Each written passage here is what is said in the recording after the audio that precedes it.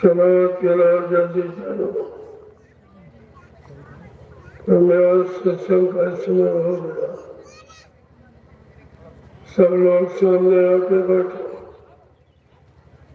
ताकि एक एक वचन वाणी तुम्हारी समझ में आ जाए।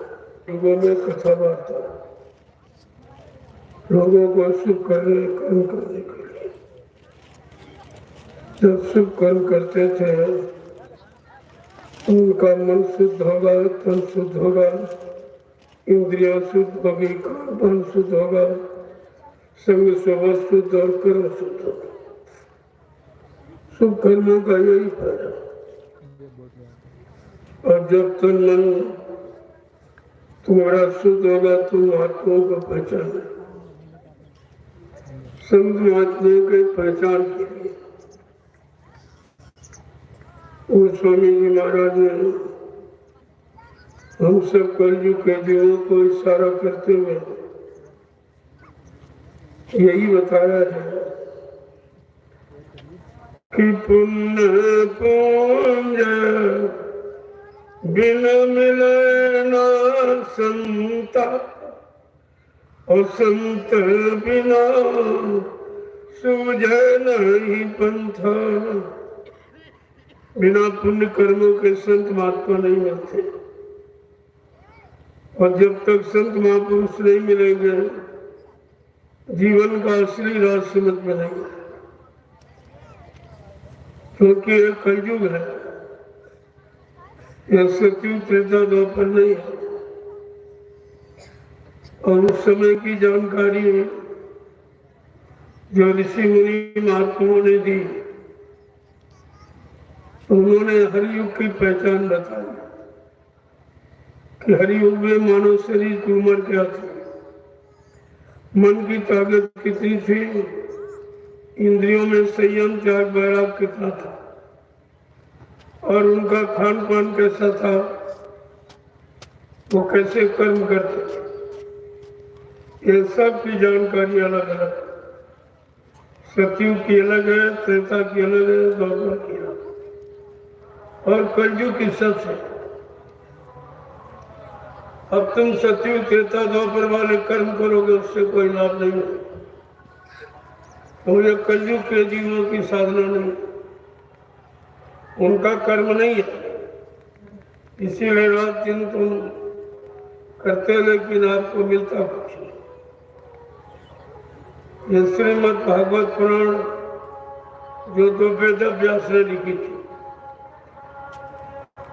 वो कलयुग के जीवों के लिए इसी नैमिषारण्य की पावन पवित्र भूमि पर इन्होंने 88,000 ऋषियों की मंत्रणा से वेद व्यास जी ने ये श्रीमद् भागवत पुराण की रचना की। आगे कलयुग आ रहा है, लोग धर्म कर्म को भूल जाएंगे, मानवता इंसानियत को भूल जाएंगे, प्रेम प्यार मोहब्बत सेवा दया सदाचार परमात्मा की यादगार को भूल जाएंगे। मानव के मन मस्तिष्क में माँ बहन बेटी बहुत ही परख पहचान समाप्त हो जाए। ऐसा खराब युग आ रहा है। उस खराब युग में लोगों को क्या करना है, कैसे कर्म करने चाहिए, यह सब जानकारी वेद व्यास ने श्रीमद् भागवत पुराण में, और कहा था लोग किस तरह के कर्म करें तो उनको इस युग का लाभ मिलेगा। अब ये कलयुग है, कलयुग में तो सतयुग त्रेता द्वापर की साधना करने का कोई लाभ नहीं है, क्योंकि कलयुग के जीवों के बस की बात नहीं है। न उतनी उम्र है, न मन की ताकत है, न इंद्रियों में संयम त्याग वैराग है, न कोई अच्छा खान पान है, न अच्छे कर्म है, लिहाजा उसका लाभ नहीं मिलेगा।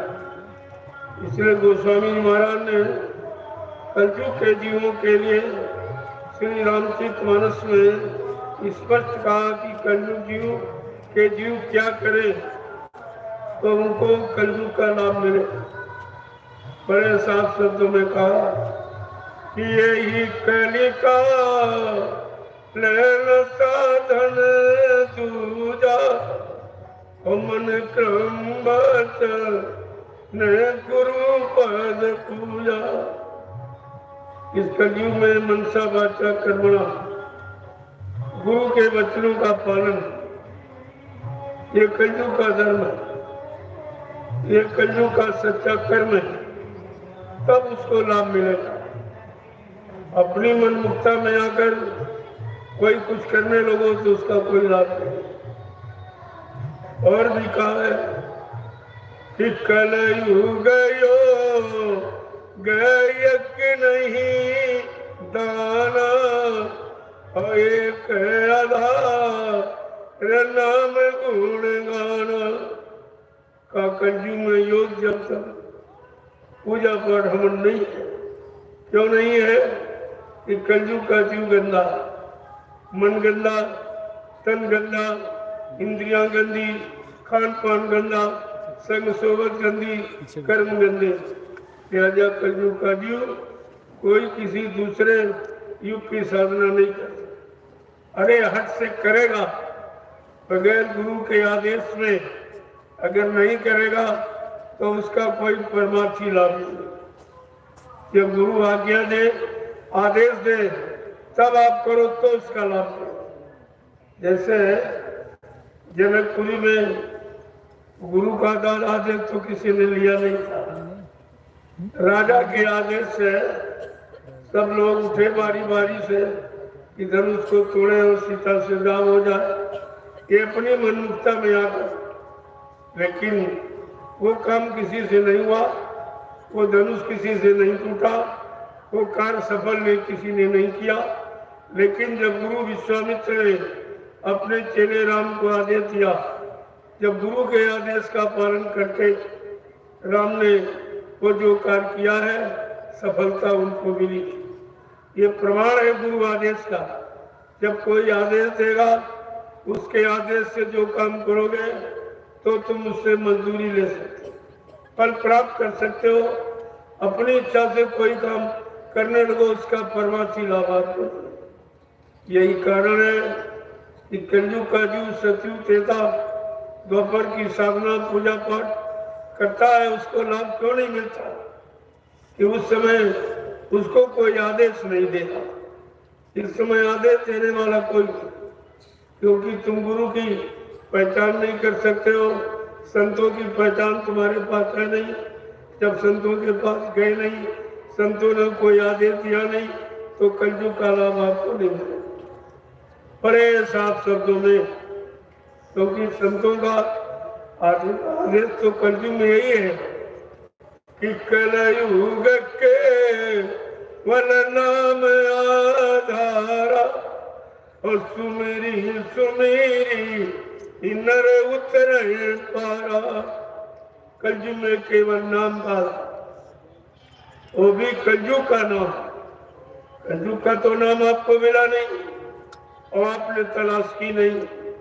कोई सतयुग का नाम हरि नाम जप रहा, कोई त्रेता का सीताराम जप रहा, कोई द्वापर का राधे श्याम जप रहा। जब कलयुग का नाम ही नहीं मालूम तो कलयुग का लाभ आपको नहीं मिलता। यही कारण है गोस्वामी जी महाराज ने कितने स्पष्ट शब्दों में कहा, गुरु कोई खोज करो भाई, बिन गुरु राह कोई नहीं पाए। ऐसे वक्त के समर्थ सदगुरु की खोज करो, तलाश करो। जब उनके पास जाओगे, वो तुम्हारी शक्ति सामर्थ्य देखेंगे, मन की ताकत, इंद्रियों में संयम, त्याग, वैराग जब देखेंगे, तुम कौन सा कर्म करने के लायक हो, उस कर्म का जब आदेश देंगे, उनके आदेश हुक्म का पालन करोगे, तब आपको कलयुग में लाभ मिलेगा। इसलिए स्पष्ट शब्दों में कहा, कलयुग के जीवों के लिए तुम जो शरीर इंद्रियों से पूजा पाठ, तीर्थ व्रत, दान होम, जप, गंगा स्नान, ये शुभ कर्म करोगे तो शरीर को लाभ मिलेगा। शरीर इंद्रियों से करोगे, शरीर इंद्रियों को लाभ मिलेगा। आत्मा से करोगे तो आत्मा को लाभ मिलेगा। लिहाजा आपने किसी गुरु की तलाश की नहीं, बगैर आदेश के जो शुभ काम आप करने लगे तो मजदूरी आप किससे मांगोगे? कौन आपको मजदूरी देगा? इस पर आपने न विचार किया और न किसी ने विचार कराया, क्योंकि ये राज संतों के सिवा और कोई नहीं जानता है कि हरि युग का लाभ कैसे मिलेगा। जब युग के नाम को जानोगे, सतयुग में योगियों ने हरि नाम जगाया। जब हरि नाम के अनुसार लोगों ने काम किया, या हरि नाम का जिसने सुमरन किया उनको लाभ मिला है। उन्होंने लिख दिया कि हरि नाम का लाभ किसको मिला सतयुग में। तो इस पर शब्दों में कहा उन्होंने कि नाम जपत हरि कीन्ह प्रसादु और भक्ति सिरो माणि भय प्रहलादु कि ध्रुव संगला निज प्रभु हरि नामु अपाए ले अनुपम ठहूं। कि सतयुग में जो योगियों ने हरि नाम जगाया था, उस हरि नाम का सुमरन जाप प्रहलाद ध्रुव ने किया, उनको लाभ। और आपको लाभ नहीं मिलेगा, उनको लाभ। समय का नाम समय के जगाए शक्तियों के द्वारा जो समय के जीवों के लिए लाया गया। जब आप उस नाम को जपोगे, सुमरन करोगे, उस नाम के अनुसार अपने जीवन को चलाओगे, तब आपको नाम का लाभ। वो नाम जिस लोक मंडल मुकाम से आया, जब आप उस नाम का स्मरण करोगे, वो नाम उस मंडल तक आपको पहुंचाए। ये नाम की निजी महिमा है, वो उसी मंडल तक पहुंचा सकते। जीवात्माएं हमारी आपकी सतलोक सचखंड अनामी धाम की, जब तक सतलोक सचखंड अनामी धाम से कोई नहीं आएगा, नाम को नहीं जगाएगा, नाम को सिद्ध नहीं करेगा, तब तक उसी यानी जीवात्मा को उस मंडल मुकाम का लाभ नहीं होगा। इस बात तो इसीलिए हर युग का अलग अलग नाम रखा कि कोई भूल भ्रम में पढ़कर किसी दूसरे युग का नाम न लेने लगे। जीवन चला जाएगा, उस नाम का लाभ आपको नहीं, क्योंकि हर युग में नया पुरुष नए नाम को लाया, नए नाम को जगाया और सिद्ध किया। जो नाम जगाया जाता, सिद्ध किया जाता है, उस नाम से लाभ मिलेगा। सुनाए पढ़ाए और बाँचे नाम से लाभ नहीं। यही कारण है कि कलयुग का जीव लाभ क्यों नहीं पा रहा। न हरि नाम को देगा, न राम को देगा, न कृष्ण देगा। तो बगैर देखे अगर किसी का कुछ करोगे तो आपको सच्चा लाभ नहीं मिलेगा। गोस्वामी महाराज ने लिखा है कि देखे बिन न होय परतीति और बिन परती तो होत नहीं प्रीति। बिना देखे किसी पर विश्वास नहीं, बिना देखे विश्वास नहीं होता तो लाभ नहीं होता। और तुमने न सतयुग के हरि नाम को देखा, न सीताराम को देखा, न राधे श्याम को देखा, न शंकर भगवान को देखा, न मतलब यानी कोई देवी देवता आपने देखा। जब देखे नहीं है तो आपको विश्वास कैसे हो, आपका प्रेम लगाव कैसे हो। यही कारण है कि कलयुग के जीव को कुछ नहीं मिला, उसको उसका कोई देखा नाम नहीं, न सतयुग का हरि और न त्रेता का राम, न द्वापर का कृष्ण आपने देखा नहीं है, और आपको उसका कोई लाभ मिल भी नहीं रहा। आप निरंतर करते हो, लेकिन न सीताराम मिले, न राधे श्याम मिले, न हनुमान शंकर मिले, न कोई देवी देवता मिला।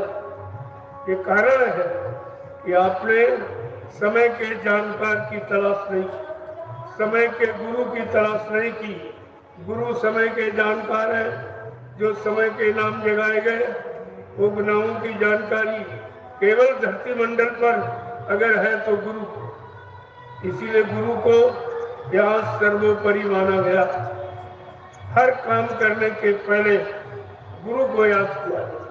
गुरु ब्रह्मा गुरु विष्णु गुरुदेव महेश्वरा गुरु साक्षात परब्रह्म तस्मै श्री गुरुवे नमः। ब्रह्मा विष्णु महादेव गुरु ही, गुरु के अलावा मृत लोक मंडल में कुछ है ही नहीं। जो गुरु आया तब उसने जानकारी सबकी दी, और बगैर गुरु के जानकारी आपने की मिली नहीं। आप बगैर जानकारी के कोई काम करोगे तो सफलता नहीं है। यही कारण कलयुग के जीव का कोई काम किसी युग के नाम के स्मरण से नहीं था, और उस पर किसी ने सोचा विचारी भी नहीं। एक तो कोई जानकार है नहीं, अच्छी सच्ची जानकारी आपके पास है नहीं, और संत महापुरुष अच्छी सच्ची सच्ची जानकारी दे तो आप उसको सुनते नहीं हो, आप उसको मानते नहीं हो, आप उसको समझते नहीं हो, अपने जीवन में उतारते नहीं हो, तो लाभ मिले तो कैसे। इसलिए सारे जीव कलयुग में लाभ से वंचित है।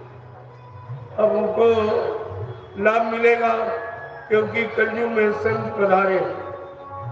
अन्य युगों में संत नहीं आए, ऋषि मुनि आए, योगी योगेश्वर आए, अवतारी शक्तियां आई, ज्ञानी ध्यानी विज्ञानी आए, लेकिन संत नहीं आए। संत तो इस कलयुग में आए। जब संत आए तो सारी जीवात्माओं का अंत हो गया।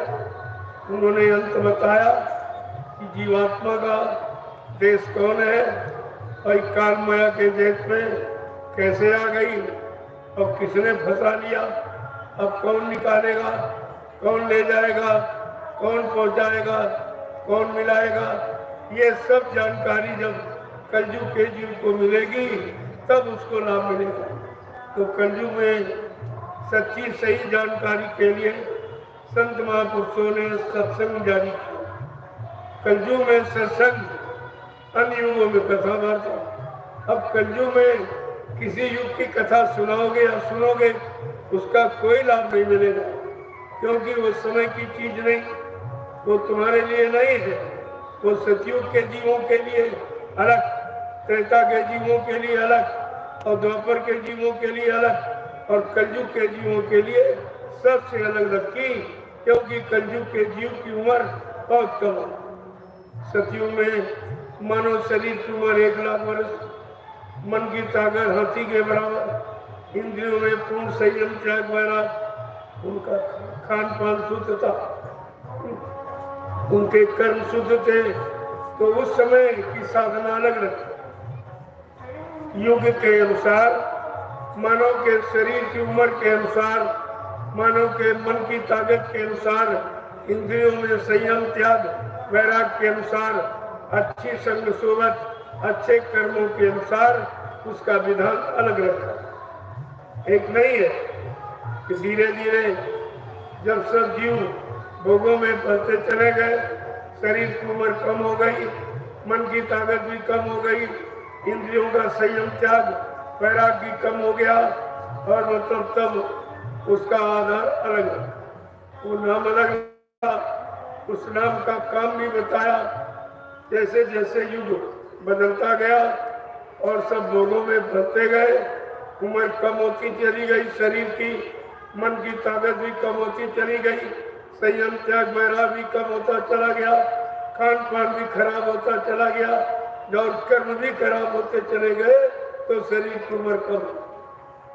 सतयुग में 1 लाख वर्ष की थी, त्रेता में 10,000 वर्ष की, द्वापर में 1,000 वर्ष की, और कलयुग में मानव शरीर की उम्र 100 वर्ष की, सबसे कम।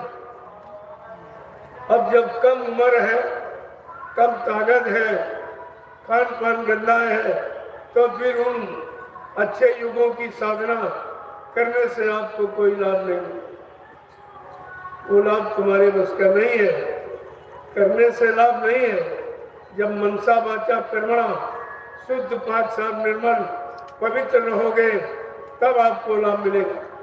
कलयुग का जीव तो गंदा है, तो उसको उस युग का लाभ कैसे मिलेगा। नाम लेने से काम नहीं बनेगा, नाम के अनुसार अपनी करनी बनाओगे, अपने कर्म कर्तव्य ठीक करोगे, अपना खान पान शुद्ध रखोगे, तब कहीं उसको कुछ समय का लाभ मिलेगा। इसलिए कलयुग के जीवों को लाभ देने के लिए संत गोस्वामी जी महाराज कलयुग में आए और उन्होंने रामचरितमानस की रचना की। उन्होंने तो पहले घट रामायण लिखी, ये रामचरितमानस तो बाद में लिखा। पहले घट रामायण लिखी, यानी सब कुछ घट में बताया अंदर, और वस्तुता है भी अंदर में, तुम्हारा मन भी अंदर में, जीवात्मा भी अंदर में, और जितनी यानी मन बुद्धि चित्त ये सब अंदर में, बाहर कुछ नहीं। बाहर तो कर्म करो, जब अंदर की प्रेरणा सही मिलेगी, अंदर की प्रेरणा देने वाले जब संत महापुरुष मिलेंगे, वो आपको आंतरिक प्रेरणा कैसे तुम्हारे अंदर आएगी, उनकी दया और शक्ति बल के द्वारा। ऐसे जीव नहीं कुछ कह सकता, बगैर सद्गुरु की दया के जीव यहाँ कलयुग में कोई सफलता प्राप्त नहीं कर सकता, कोई आंतरिक लाभ नहीं दे सकता, कोई आध्यात्मिक लाभ नहीं मिलेगा, जीवात्मा संबंधी लाभ नहीं मिलेगा। जब सद्गुरु मिलेंगे तब उनको अंदर का लाभ मिलेगा। कलयुग में ये गाना बजाना नहीं है, कलयुग में मनोरंजन से नहीं परमात्मा मिलेगा, न गाने बजाने से मिलेगा, न पढ़ने पढ़ाने से मिलेगा, न सुनने सुनाने से मिलेगा। कलयुग में परमात्मा मिलेगा करनी के द्वारा।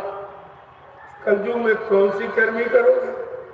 करनी करो, मार मंडालो, इंद्रिय भोग विसारो, इतना काम करो तुम अब की, फिर आगे की सतगुरु जानी। जब शरीर इंद्रियों से ये पाक साफ निर्मल पवित्र रहकर जब अच्छा खान पान करके अच्छे कर्म करोगे, तब आपको कलयुग में शरीर का लाभ मिलेगा। क्योंकि कलयुग में मानव की शरीर की उम्र 100 वर्ष, वो भी जब अच्छा खान पान अच्छे कर्म करोगे तब। बुरे खान पान बुरी संग सोबत बुरे कर्मों में चले गए तो कोई लाभ नहीं, उसका लेश मात्र भी लाभ आपको नहीं मिलेगा। इसीलिए कलयुग का जीव बेचारा बिल्कुल खाली बैठा, उसके पास कोई लाभ नहीं। क्यों? जब तक कलयुग का लाभ देने वाले, जिनको कलयुग में अधिकार मिला सत्पुरुष के द्वारा, जिनको अधिकार मिला है वो है संत महापुरुष। जब संत महापुरुष मिलेंगे, वो जीवात्मा का अंत कैसे होगा, जीवात्मा काल माया के जैसे कर्मों के जाल में फंसी, वो कैसे निकलेगी, कौन निकालेगा, कौन ले जाएगा, कौन पहुंचाएगा, कौन परमात्मा से मिलाएगा। जब तक वो नहीं मिलेंगे तब तक आपका कोई काम। ये पढ़ने पढ़ाने का विषय कलयुग में नहीं है। क्यों? पढ़ना लिखना चातुरी ये तो काम सहल, काम दहन मन बस करन, वही काम उसका। कलयुग में अगर कठिन है तो काम को जीतना, काम को मारना, मतलब यानी ऐसा व्यक्ति तो कुछ पा सकता है, नहीं तो यहाँ ऐसे मिलने वाला कुछ नहीं। तुम रात दिन चिल्लाते रहो, चिल्लाने से कोई काम नहीं बनेगा। जब तक करनी नहीं करोगे तब तक समय का और युग का लाभ आपको नहीं मिलेगा। इसलिए संतों ने सत्संग जारी किया कलयुग। जैसे अन्य युगों में शुभ काम करने के लिए कथा वार्ता सुनाई जाती, लेकिन कलयुग में कथा वार्ता से काम नहीं चलेगा। शुद्ध करनी और शुद्ध खान पान और शुद्ध कर्म जब करेगा तब लाभ मिलेगा। इसके अलावा लाभ पाने का कलयुग में कोई तरीका नहीं। तुम रात दिन कितने दिन करते करते हो, मैं किसी से पूछता हूँ, भाई तुम कितने दिन से पूजा पाठ कर रहे हो, कि देवता की पूजा करते हो, क्या वो देवता तुमको कभी मिला है, तुमने उनका दर्शन किया है? तो कहते नहीं। जब दर्शन नहीं हुआ तो उन्होंने तुमसे कुछ कहा तो है नहीं कि हमारी पूजा कैसे करोगे? हमारी पूजा में क्या लगता है? क्या हम किस चीज को स्वीकार करते हैं? जब तक वो नहीं मिलेंगे, अपनी मनमुखता के आधार पर कोई भी काम करोगे, उसका लाभ आपको नहीं मिलेगा। और यही कारण है कि कलयुग बिल्कुल खाली बैठा, सब पूजा कर रहा था, लेकिन वो तो मिला ही नहीं रहा। कोई बता दे, पूजा करने वाला या करवाने वाला ये बता दे कि जिसके तुमने पूजा की या लोगों से करवाई, क्या तुमको वो देवी देवता मिले, वो भगवान खुदा गाड़ आपको मिला? या जिनको तुमने सुनाया बताया उनको मिलवाया आपने? तो ये तो आप पर पाप चढ़ गया, ये तो कर्जा चढ़ गया कि मजदूरी बगैर काम के मजदूरी ले ली। जब बगैर काम के मजदूरी ले लोगे, वो कर्म कर्जा बन जाए और वो कर्म कर्जा आपको चुकाना पड़ेगा, उससे कोई बच नहीं सकता। जिनको आप भगवान कहते हो, भगवान कृष्ण नदी किनारे बैठे थे, उनके पैर में काला निशान। बहलिए ने दूर से देखा कि ये तो हिरने की आंख चमक रही। आंख का समझ कर उसने बाण छोड़ दिया, कृष्ण का पैर छलनी हुआ, एकदम मत रो पड़े, चिल्ला पड़े। बहलिए ने समझा शिकार हो गया, दौड़ के आया, देखा भगवान कृष्ण चिल्ला रहे थे। उसने कहा भगवान ये अपराध धोखे में हो गया, आप क्षमा कर दीजिए, ये धोखे में अपराध हो गया। कृष्ण कहा वैसे क्षमा करने का अधिकार तो हमको सृष्टि में नहीं है, और वैसे तुम्हारा कोई कर्म भी खराब नहीं। मैंने रामावतार में, तुम बाली थे, मैंने पेड़ के आड़ से धोखा दे के आपको बाण से मारा। वो धोखा देने वाला कर्म आज हमारा तुम्हारा पूरा हो गया। रमियो, जब कृष्ण को अपने किए गए कर्म का फल देना पड़ा, कर्म कर्जा चुकाना पड़ा, ऐ इंसान तू किस गफलत में बैठा, नित्य नए खराब कर्म करता है, तुझे होश नहीं है, एक एक कर्म का कर्जा तुझे भुगतान करना पड़ेगा। अब ये कर्म कर्जा कौन चुकाएगा?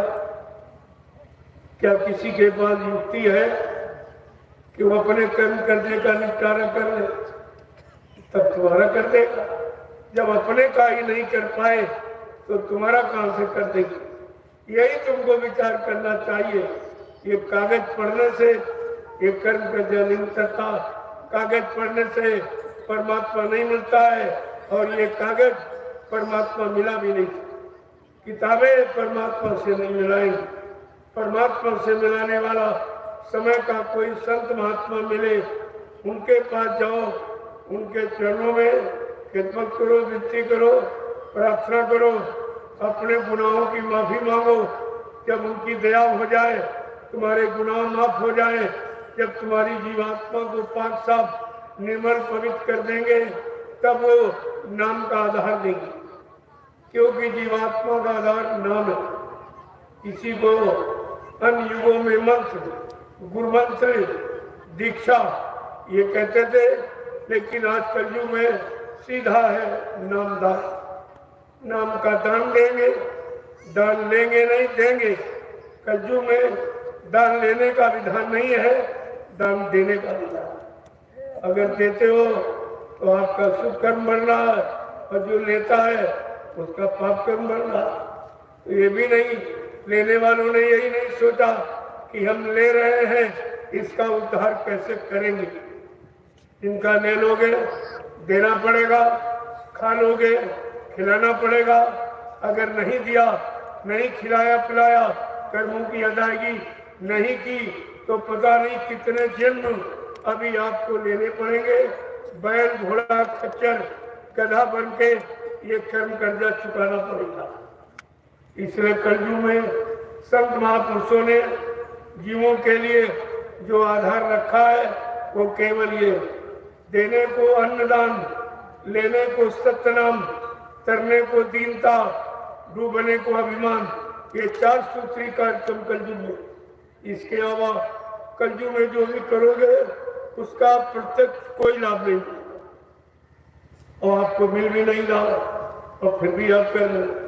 अरे पूछना चाहिए, इतने दिन हमने पूजा की, वो देवी देवता मिले नहीं, उनका दर्शन हुआ ही नहीं, उन्होंने कोई आशीर्वाद कोई वरदान हमको दिया नहीं। तो तुम्हें तो ये तलाश करनी चाहिए, जानकारी करनी चाहिए।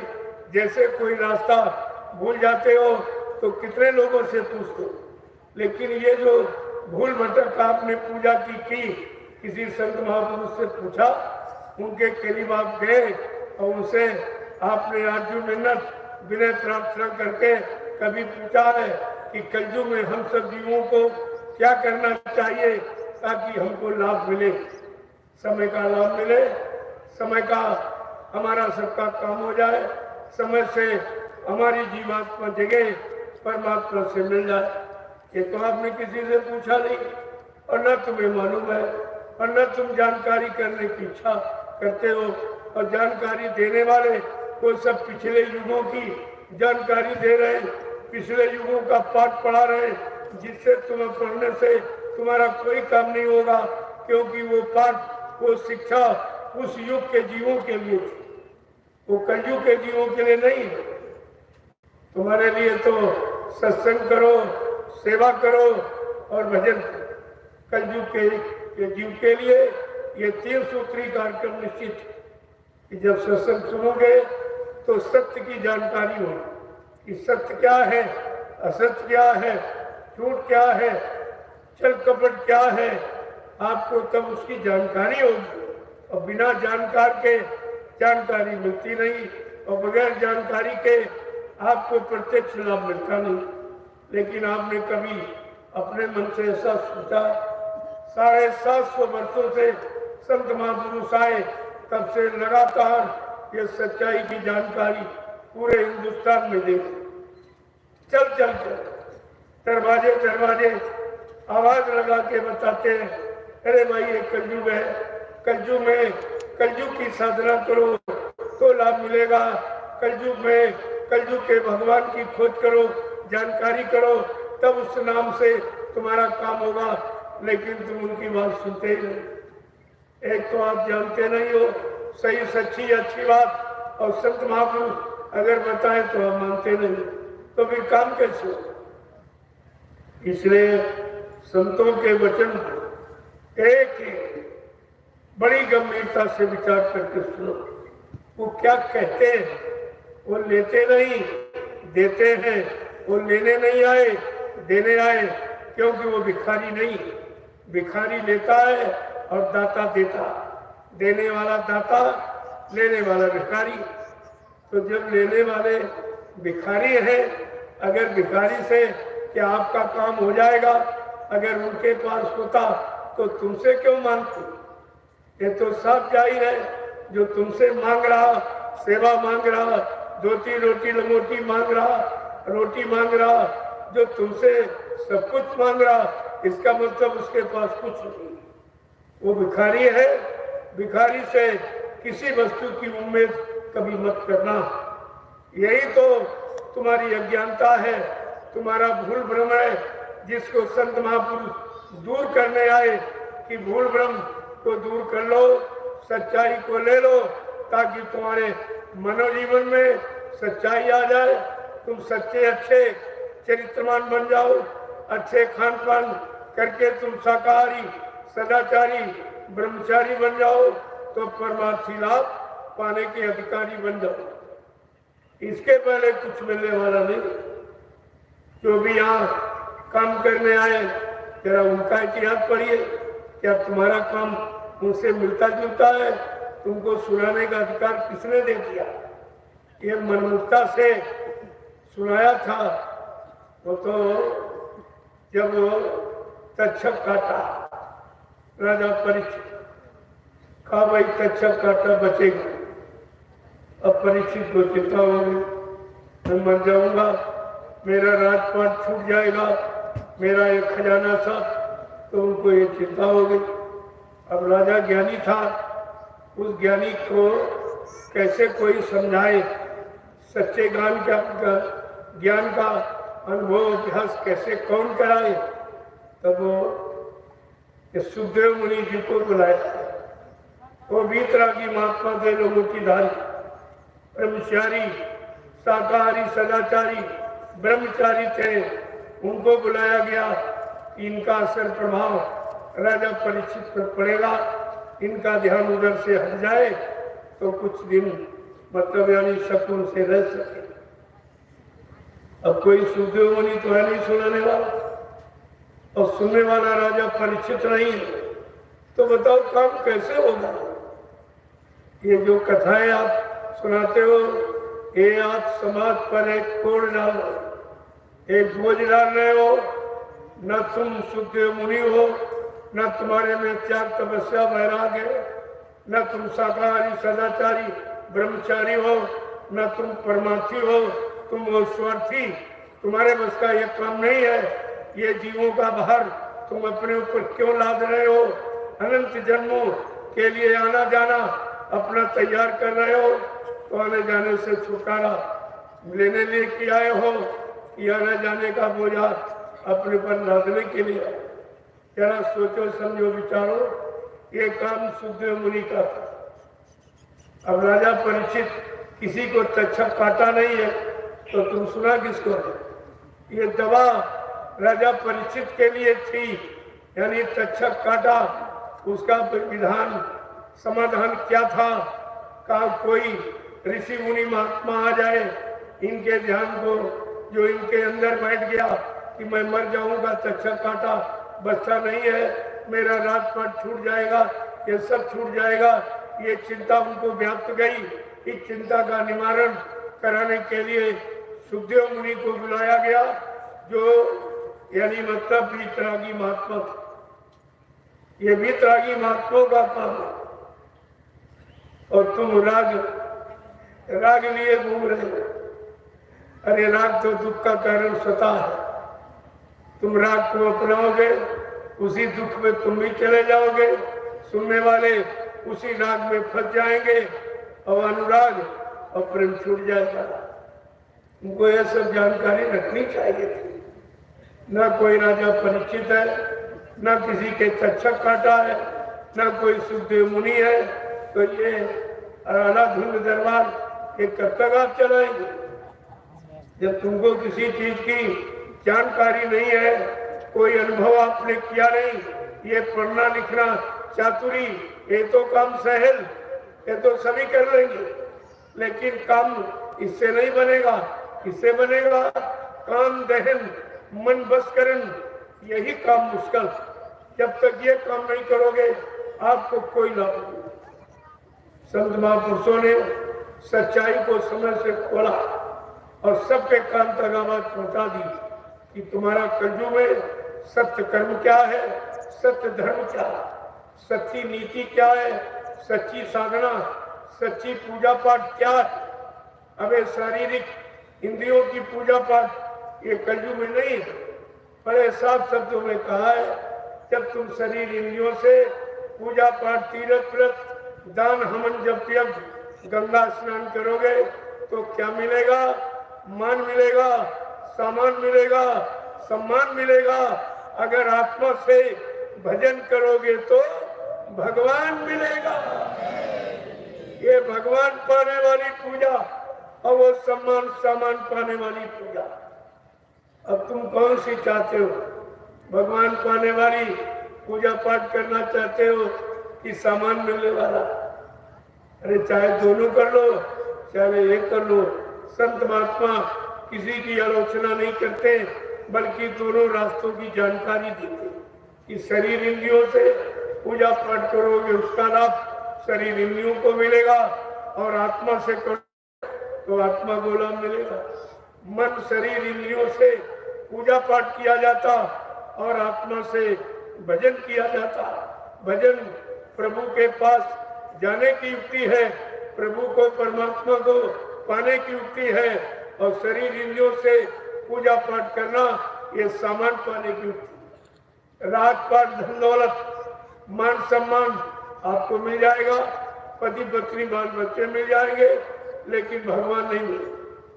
भगवान पाने की ये पूजा नहीं है, भगवान पाने की ये साधना नहीं है, तो कम से कम तुम्हें जानकारी करनी चाहिए। बहुत काल करिए सत्संगा, तबे हुए संशय सब भंगा। गोस्वामी महाराज ने कहा बहुत समय तक तुम सत्संग करो, पढ़ो पढ़ाओ, सुनो सुनाओ नहीं, करो। करने का अनुभव होता है, करने का फल मिलता है, और सुनाने का और सुनने का कोई फल किसी को मिला हो तो बता दे। अरे सम्मान मिल जाएगा, लेकिन भगवान नहीं, न सुनाने वाले को न सुनने वाले, ये दोनों अधूरे रह जाएंगे। तुम्हारा जीवन व्यर्थ में चला जाएगा। बहुत गई रही थोड़ी, वो वे जाने वाली है। अगर अब भी नहीं सोचे तो फिर कब सोचोगे? अगर मानव जीवन ये निकल गया तो दोबारा आपको नहीं मिलेगा। मानव जीवन में जीवात्मा को अधिकार परमात्मा से मिलने का है, और 83,99,999 योनियां जिस शरीर, यद्यप उनमें भी आत्मा है, लेकिन उसमें आत्मा को परमात्मा से मिलने का अधिकार नहीं है। क्यों? कोई शरीर एक तत्व का, कोई 2 तत्व का, कोई 3 तत्व का, कोई 4 तत्व का, के मानव शरीर 5 तत्वों से भरपूर है। चित्त जल पावक गगन समीरा पंच तत्वया रचित शरीरा जल पृथ्वी अग्नि वायु आकाश 5 मसालों को मिलाकर विचित्र कारीगरी से भगवान ने इस मनुष्य मंदिर को अपने हाथ से बनाया। ये भगवान का बनाया और ईंट पत्थर वाला इंसान का बनाया। मैं आपसे यही तो पूछता हूँ, तो भगवान अपने बारे में आएगा कि तुम्हारे ईंट पत्थर वाले में कभी आया? किसी को मिला नहीं? कोई बता दे किसी को मिला है? उन्होंने कहा, जब धर्मशास्त्र भी कहते आप उनको भी ठुकरा देते, उन्होंने उनके भी बात हम नहीं मानो। अगर मान लेते हैं तो अब तक तुम्हारा काम हो गया। धर्मशास्त्र भी कहते हैं आप उसको क्यों छिपाते, क्यों उससे लोगों को गुमराह करते हो? इससे आप गुमराह क्यों करते हो? आपको स्पष्ट करना चाहिए। ना हम बसामी वैकुंठे योगिना हृदय नचा मत भक्ता यत्र गांति तत्र तिष्ठामि नारदा। भगवान ने कहा, हे नारद, क्या तुम हमको खोज रहे हो या लोगों को खोजने की युक्ति बता रहे हो? वहां मैं कभी नहीं आया, न कभी आया, न कभी आऊंगा। मैं तो आत्मा रूप से तुम्हारे सब के अंदर इसी मनुष्य रूपी मंदिर में बैठा हूं। मनुष्य रूपी मंदिर में बैठा हूं आत्मा रूप में, लेकिन ईंट पत्थर वाले मंदिर मकान में कभी नहीं आया, न कभी आएगा। वो मेरा स्थान नहीं है। तुमने ये धर्मशास्त्रों को कहा माना? ये धर्मशास्त्री तो कह रहा कि न हम बसामी वैकुंठे योगिना हृदय नक्षा मम भक्त्वा यत्र गायन्ति तत्र तिष्ठामि नारदा। ये सब आपको जानकारी दी जाए, लेकिन स्वार्थ, लोभ और लालच में आप फंस करके ये मानव जन्म को क्यों बिगाड़ रहे हो? फिर आपको मिलेगा नहीं, ये बार बार नहीं मिलता है। गोस्वामी जी महाराज ने कितनी महिमा इस मनुष्य मंदिर की बताई है, लेकिन तुम्हारे अंदर मनुष्य मंदिर की कोई महिमा नहीं, और ईंट पत्थर बल के मंदिर की महिमा बताते हो, जो जड़ है और ये चेतन है। परमात्मा चेतन है कि जड़ है? मैं आप ही से पूछ रहा हूँ, परमात्मा जड़ है कि चेतन? परमात्मा का जगाया नाम जड़ है कि चेतन? परमात्मा का लोक जड़ है कि चेतन? परमात्मा स्वतः जड़ है कि चेतन? जब तुमको जड़ चेतन की परिभाषा नहीं मालूम तो फिर तुम जानते ही क्या हो? क्या हाथ जानते? गोस्वामी महाराज ने एक एक शब्द को उत्तरकांड में लिख करके सबके प्रश्नों को उत्तर दे दिया, सबकी समस्याओं का समाधान कर दिया, लेकिन तुम उत्तरकांड कभी पढ़ते ही नहीं।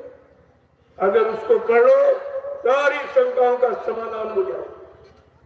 उन्होंने सब कुछ लिख दिया, कुछ बाकी नहीं रखा, और कहा इसका पठन पाठन अवलोकन करो, तब तुमको निरख परख पहचान करने की शक्ति आएगी।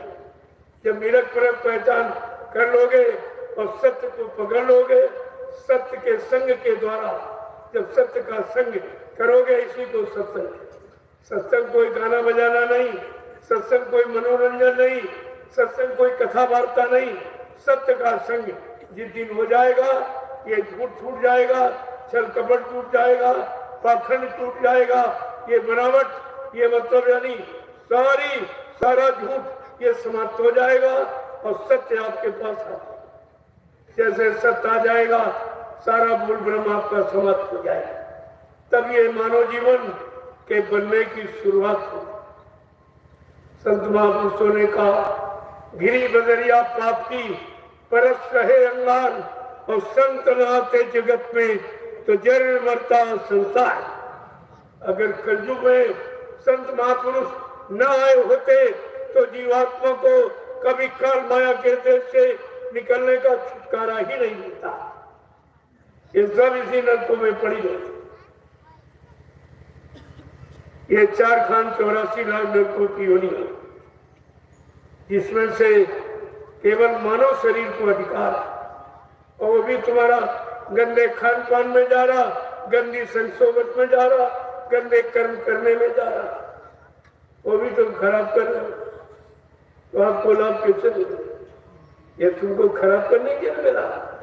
तो स्वामी महाराज ने क्या लिखा कि बड़े भाग मानुष तन पावा, असुर दूर लाभ इस सदग्रंथ गावा।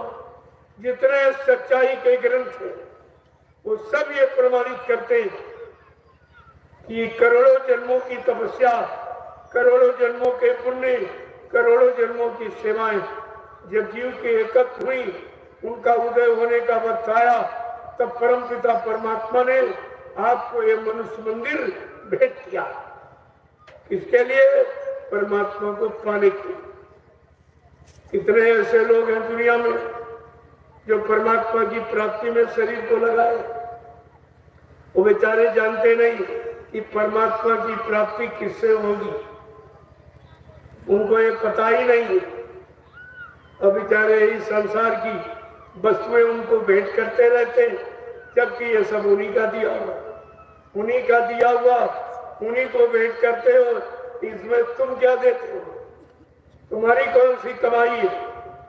कहा तुम्हारे पास अगर नाम की सच्ची कमाई है तो आप भेंट कर सकते हो। वो भी जिस युग का नाम लेते हो, उस युग में उस नाम से लाभ मिलेगा, दूसरे युग में नहीं। अगर एक ही नाम परमात्मा का होता तो फिर ये अलग अलग क्यों आया? इस पर भी आपने विचार नहीं किया कि जब सतयुग था तब हरि नाम था, लेकिन जब त्रेता आया नाम बदल गया, राम नाम आ गया, और जब द्वापर आया तो राम नाम ही खत्म, कृष्ण नाम आ गया। ये अलग अलग नाम क्यों आए? ये सब प्रमाणित करते हैं हर युग में नया पुरुष नए नाम को लेके आया और उस युग के जीवों को नाम का जपना सिखाया। जो लोग समय के नाम को लिया, उनका काम हो गया। और आपको ये भी नहीं पता तुम्हारे समय कलयुग का क्या नाम है। अरे भाई, अपने युग का नाम लो, अपने युग का लाभ उठाओ। कलयुग का तो आपने पूछा नहीं किसी ने, और आज तक आपको किसी ने बताया नहीं होगा कि कलयुग में भगवान का क्या नाम। किसी ने बताया आपको? जब बताया नहीं, किसी को जानकारी है नहीं, तो पिछले युग के नाम को दोहरा रहे बेचारे। और गुजरा हुआ जमाना आता नहीं दोबारा। जो समय वक्त निकल जाता है वो नहीं आता। जो नाम समय का आया, काम करके चला गया, तुम्हारे बुलाने से वो नाम नहीं आया। वो नाम का महापुरुष महाशक्ति वो अवतार तुम्हारे पास नहीं आएगा।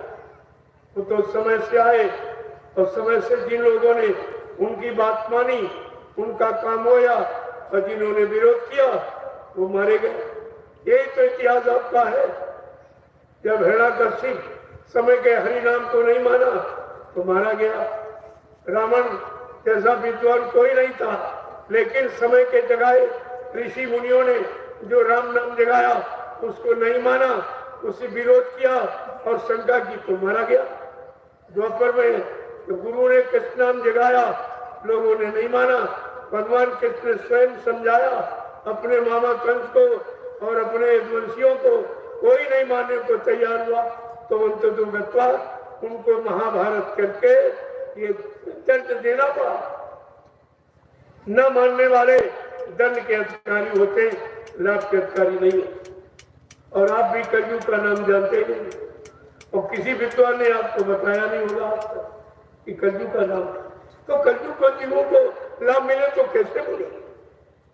जब वर्त का नाम वक्त के जीवों का काम करता तो कलयुग का नाम मिले तो कलयुग के जीवों का काम हो।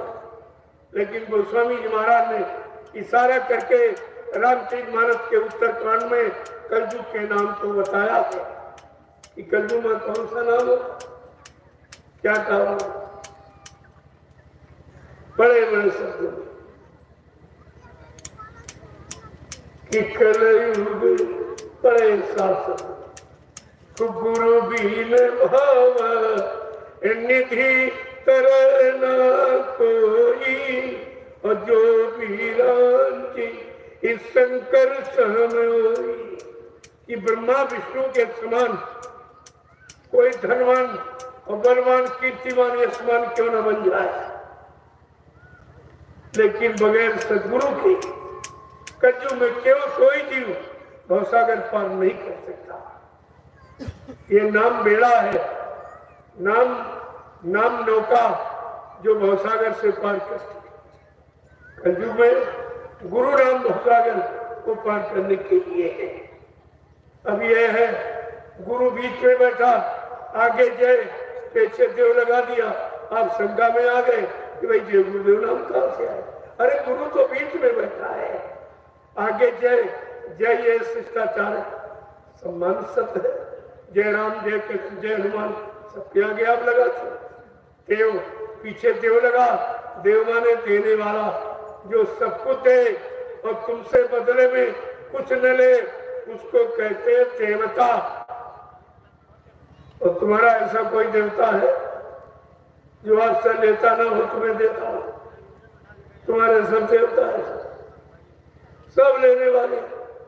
पेड़ बताते चढ़ाओ, ये चढ़ाओ वो चढ़ाओ, अगरबत्ती लगाओ फूल चढ़ाओ, ये तो ले लेगा। ये देवता है कि देवता है? अभी तक नहीं समझ पाए हो कि देवता का अर्थ क्या और देवता का अर्थ क्या। देने वाले कौन देवता, जरा सुन लो समझ लो। प्रथम देवता धरती, ये धरती माँ जिस पर बैठे हो, ये हमारा सबके जीवन का आधार है।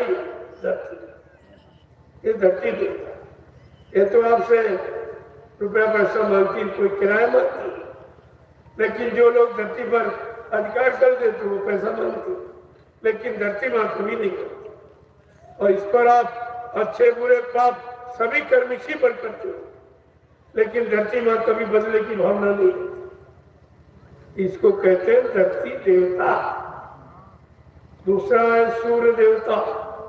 सूरज सुबह निकलता, रात शाम को अस्त होता, पूरे दिन प्रकाश देता और एक पैसा से नहीं मांगता। चंद्रमा पूरी रात प्रकाश देता, ठंडक देता और सबसे महत्वपूर्ण जो जीवन शक्ति है ऑक्सीजन प्रदान करता, लेकिन बदले में कुछ नहीं देता। ये है देवता। और चौथा है वायु देवता। कितनी मंद शीतल हवा चलती, एक पैसा आपसे नहीं लेती। अगर सरकार की बनाई व्यवस्था का प्रयोग कूलर पंखा एसी का करो, तुरंत पैसा लग जाएगा, बगैर पैसे आपको नहीं मिलेगा। और पांचवा है, छठा है यानी जल देवता। पांचवा जल देवता। कितनी मूसलाधार बारिश होती है, आपसे एक पैसा नहीं। यहाँ कोई पानी की व्यवस्था कर ले, बगैर पैसे आपको पानी नहीं। कलयुग का प्रमाण है, ऋषि मुनियों ने पहले ही कहा, जब दूध और पूत और पानी ये जब बिकने लगे, समझ लो कलयुग आ गया और कंगाली आ गई देश। आज ये तीनों बिक रहे, दूध भी बिक रहा है, पूत यानी जो दहेज प्रथा, ये अपने लड़कों को बेचने की प्रथा है, ये भी बिक रहा है, और पानी भी बिक रहा है। जबकि भारत में इतनी नदियां, इतने जलाशय, इतने कुएं सब, लेकिन फिर भी पानी 20 रुपए 10 रुपए किलो बिक रहा है। ये क्या? ये सब आपके सामने है। मृषाना है देव ऋषिवाणी, जो देवी देवताओं ऋषि मुनियों ने कह दिया वो सत्य नहीं होता। जब उनका कहा यानी झूठ नहीं होता, तो संत महापुरुष जो सबसे ऊपर के मंडल से आते, उनका कहा कैसे झूठा हो जाए? आपने तो समझा ही नहीं। समझ लेते तो तुम्हें सच्चाई मिल जाती। लिख के भी बताया गया कि मतलब संत वचन पलटत नहीं, पलट ब्रह्मांड, चाहे ब्रह्म अपनी ब्रह्मांड की रचना में तब्दीली बदलाव क्यों न करते, लेकिन संत जो कहेंगे वो करके दिखाएंगे। संतों की जबान दस्तावेज होती है, आपको ये जानकारी रहती है। अगर कलयुग का लाभ लेना है तो कलयुग का इतिहास कभी बना नहीं है, इसीलिए आपको पुराने इतिहास सतयुग त्रेता द्वापर के पढ़ाए जा रहे, सुनाए जा रहे, और तुम्हारा उनसे काम होगा नहीं, क्योंकि गुजरा हुआ जमाना आता नहीं दोबारा। जो वक्त घड़ी समय निकल जाता वो दोबारा नहीं आता, तो उसकी याद करने से क्या वो आ जाएगा? वो नाम लेने से क्या वो नामधारी प्रकट हो जाएंगे? वो तो अपने समय से आए और काम करके चले गए। अब उनका केवल इतिहास मौजूद है। इतिहास पढ़ने से वो नहीं आएंगे, इतिहास दोहराने से तुम्हारा काम नहीं होगा, उस समय का नाम लेने से तुम्हारा काम नहीं होगा। गोस्वामी जी महाराज ने सारे शंकाओं का समाधान करने के लिए उनको रामचरितमानस लिखनी पड़ी। उन्होंने तो घट रामायण लिखी, रामचरितमानस उनको लिखनी पड़ी, क्योंकि घट की बात तो कोई समझा नहीं। जब घट का भेद वो जान गए अंदर में, और जब परमात्मा का दर्शन दीदार भी कर लिया, तो सोचा चलो कलयुग के जीवों को बता दिया जाए, उनके लिए आसान कर दिया जाए। मैंने तो मुसीबत से पाया, ठोकरे खा के पाया, चलो कलयुग के जीवों को हम ऐसे ही बता देंगे। तब उन्होंने रामचरितमानस की रचना की। क्या उन्होंने कुछ लिया? ये बताइए आप, ब्रह्मा जी ने 4 वेद लिखे, क्या उन्होंने सेवा सामान दान दक्षिणा रुपया पैसा किसी से मांगा था? श्रीमद् भागवत पुराण की रचना वेद व्यास ने की, क्या उन्होंने सेवा सामान रुपया पैसा दान दक्षिणा मांगा था? तो तुमको लेने का क्या अधिकार? तुम्हारा तो लिखा है नहीं, तुम्हारा कोई अनुभव नहीं, तुम्हारी त्याग तपस्या नहीं, तो तुम इसका मूल्य क्यों चुका रहे हो? ये धर्मशास्त्रों को क्यों बेच रहे हो? इसका खामियाजा तुम्हें भरना पड़ेगा। ये तुम्हारे अधिकार में नहीं। सुनाने, बताने, समझाने का अधिकार नहीं है, तुमको है। बता, अगर तुमने कर लिया तो, अगर तुमने नहीं किया है तो बताने से तुम्हारा किसी पर प्रभाव नहीं पड़ेगा। कितने दिन से श्रीमद् भागवत पुराण की यानी सब पूरे हिंदुस्तान में सुनाई जा रही, एक भी व्यक्ति का सुधार नहीं हुआ। एक को शाकाहारी आप नहीं बना पाए, सदाचारी ब्रह्मचारी नहीं बना पाए, फिर तुम्हारे सुनाने का कोई मतलब नहीं है, क्योंकि अधिकार ये सुखदेव मुनि का। तुम सुखदेव मुनि नहीं हो, नकली सुखदेव मुनि बनकर इस चर्चा का व्याख्यान मत करो। मैं आपको सजा मिली, मैं पहले से इशारा कर रहा हूँ, ये काम आप बंद करो। उन्होंने जो लिखा था वो केवल ज्ञानार्जन के उद्देश्य थे, लेकिन तुम लोग जो सुनाते हो धनोपार्जन के उद्देश्य से, ये तुम्हारा काम अच्छा नहीं। इसका बदला, इसका खामियाजा आपको भोगना पड़ेगा, क्योंकि ये शास्त्र समाज के सुधार के लिए, और तुम धनोपार्जन में प्रयोग कर रहे हो, तुम इसका मूल्य चुका रहे हो। क्या तुमने कोई शास्त्र लिखा है? 4 वेद 6 7 18 पुराण 19 उपनिषद और 36 ऋचाएं, ये तुम्हारी लिखी हुई नहीं है। लिहाजा तुमको उसका मूल्य चुकाने का कोई अधिकार नहीं। अगर करोगे तो इसका खमियाजा आपको भोगना पड़ेगा। मैं पहले से इशारा किया देता था। बात में यह मत कहना कि हमको किसी ने बताया। ये कागज की नाव है, न तुम्हें पार करेगी न सुनने वाले पार जाएंगे। एक कागज की नैया बीच में डूब जाएगी तो तुम सब जाओ। इसलिए नाम की नौका को पकड़ो। जो समय की नाम नौका हनी लगाई है, उस समय के योगियों ने सतयुग में लगाई और ऋषि मुनियों ने त्रेता में लगाई और गुरु ने द्वापर में लगाई। आज सदगुरु ने कलयुग में लगाई है। जब कलयुग की नाम नौका पर सवार हो जाओगे तो चले जाओगे। कलयुग में आपको कुछ करना ही नहीं, केवल संतों की बात माननी। उन्होंने साफ शब्दों में कहा, लेकिन तुम उनकी बातें नहीं सुनते। तुम्हारी समझन कुछ नहीं आता। इतना कूड़ा कचरा भरे बैठे हो कि अच्छी चीज तुम्हारे अंदर रुकती ही नहीं, जिसमें कोई खर्चा नहीं। इस चर्चा का कोई खर्चा आपको नहीं और सारे हिंदुस्तान में मुफ्त है। मैं पूरे हिंदुस्तान में घूम घूम कर केवल मुफ्त में सुना था, बताता हूँ और उसका काम करने लाभ पाने का वादा करता हूँ, क्योंकि मैंने किया है तब बता रहा हूँ। मैं पढ़ करके किसी को सुन के नहीं बताता हूँ, मैं करके बता रहा हूँ। ऐसे नहीं कि किस करनी का क्या लाभ मिलेगा और कथनी का और बकनी का और सुनने का कोई लाभ नहीं। इसका कोई लाभ आपको नहीं और मिला हो किसी को तो बता दे। आज तक जो मिलना चाहिए वो नहीं मिला। परीक्षित जी को संतुष्टि मिलेगी, शांति हो गई और मतलब तक्षक का काटा वो चिंता समाप्त हो गई।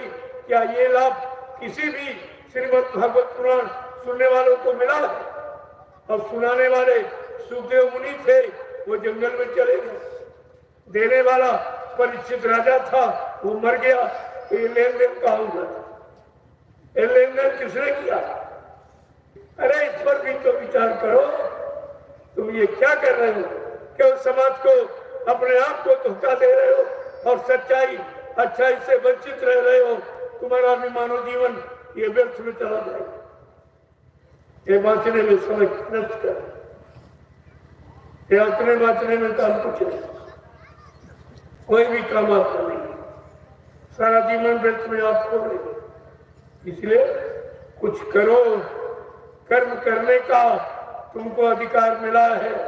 ये सुनाना कर्म नहीं है, क्योंकि तुम उस कर्म करने के लायक नहीं हो।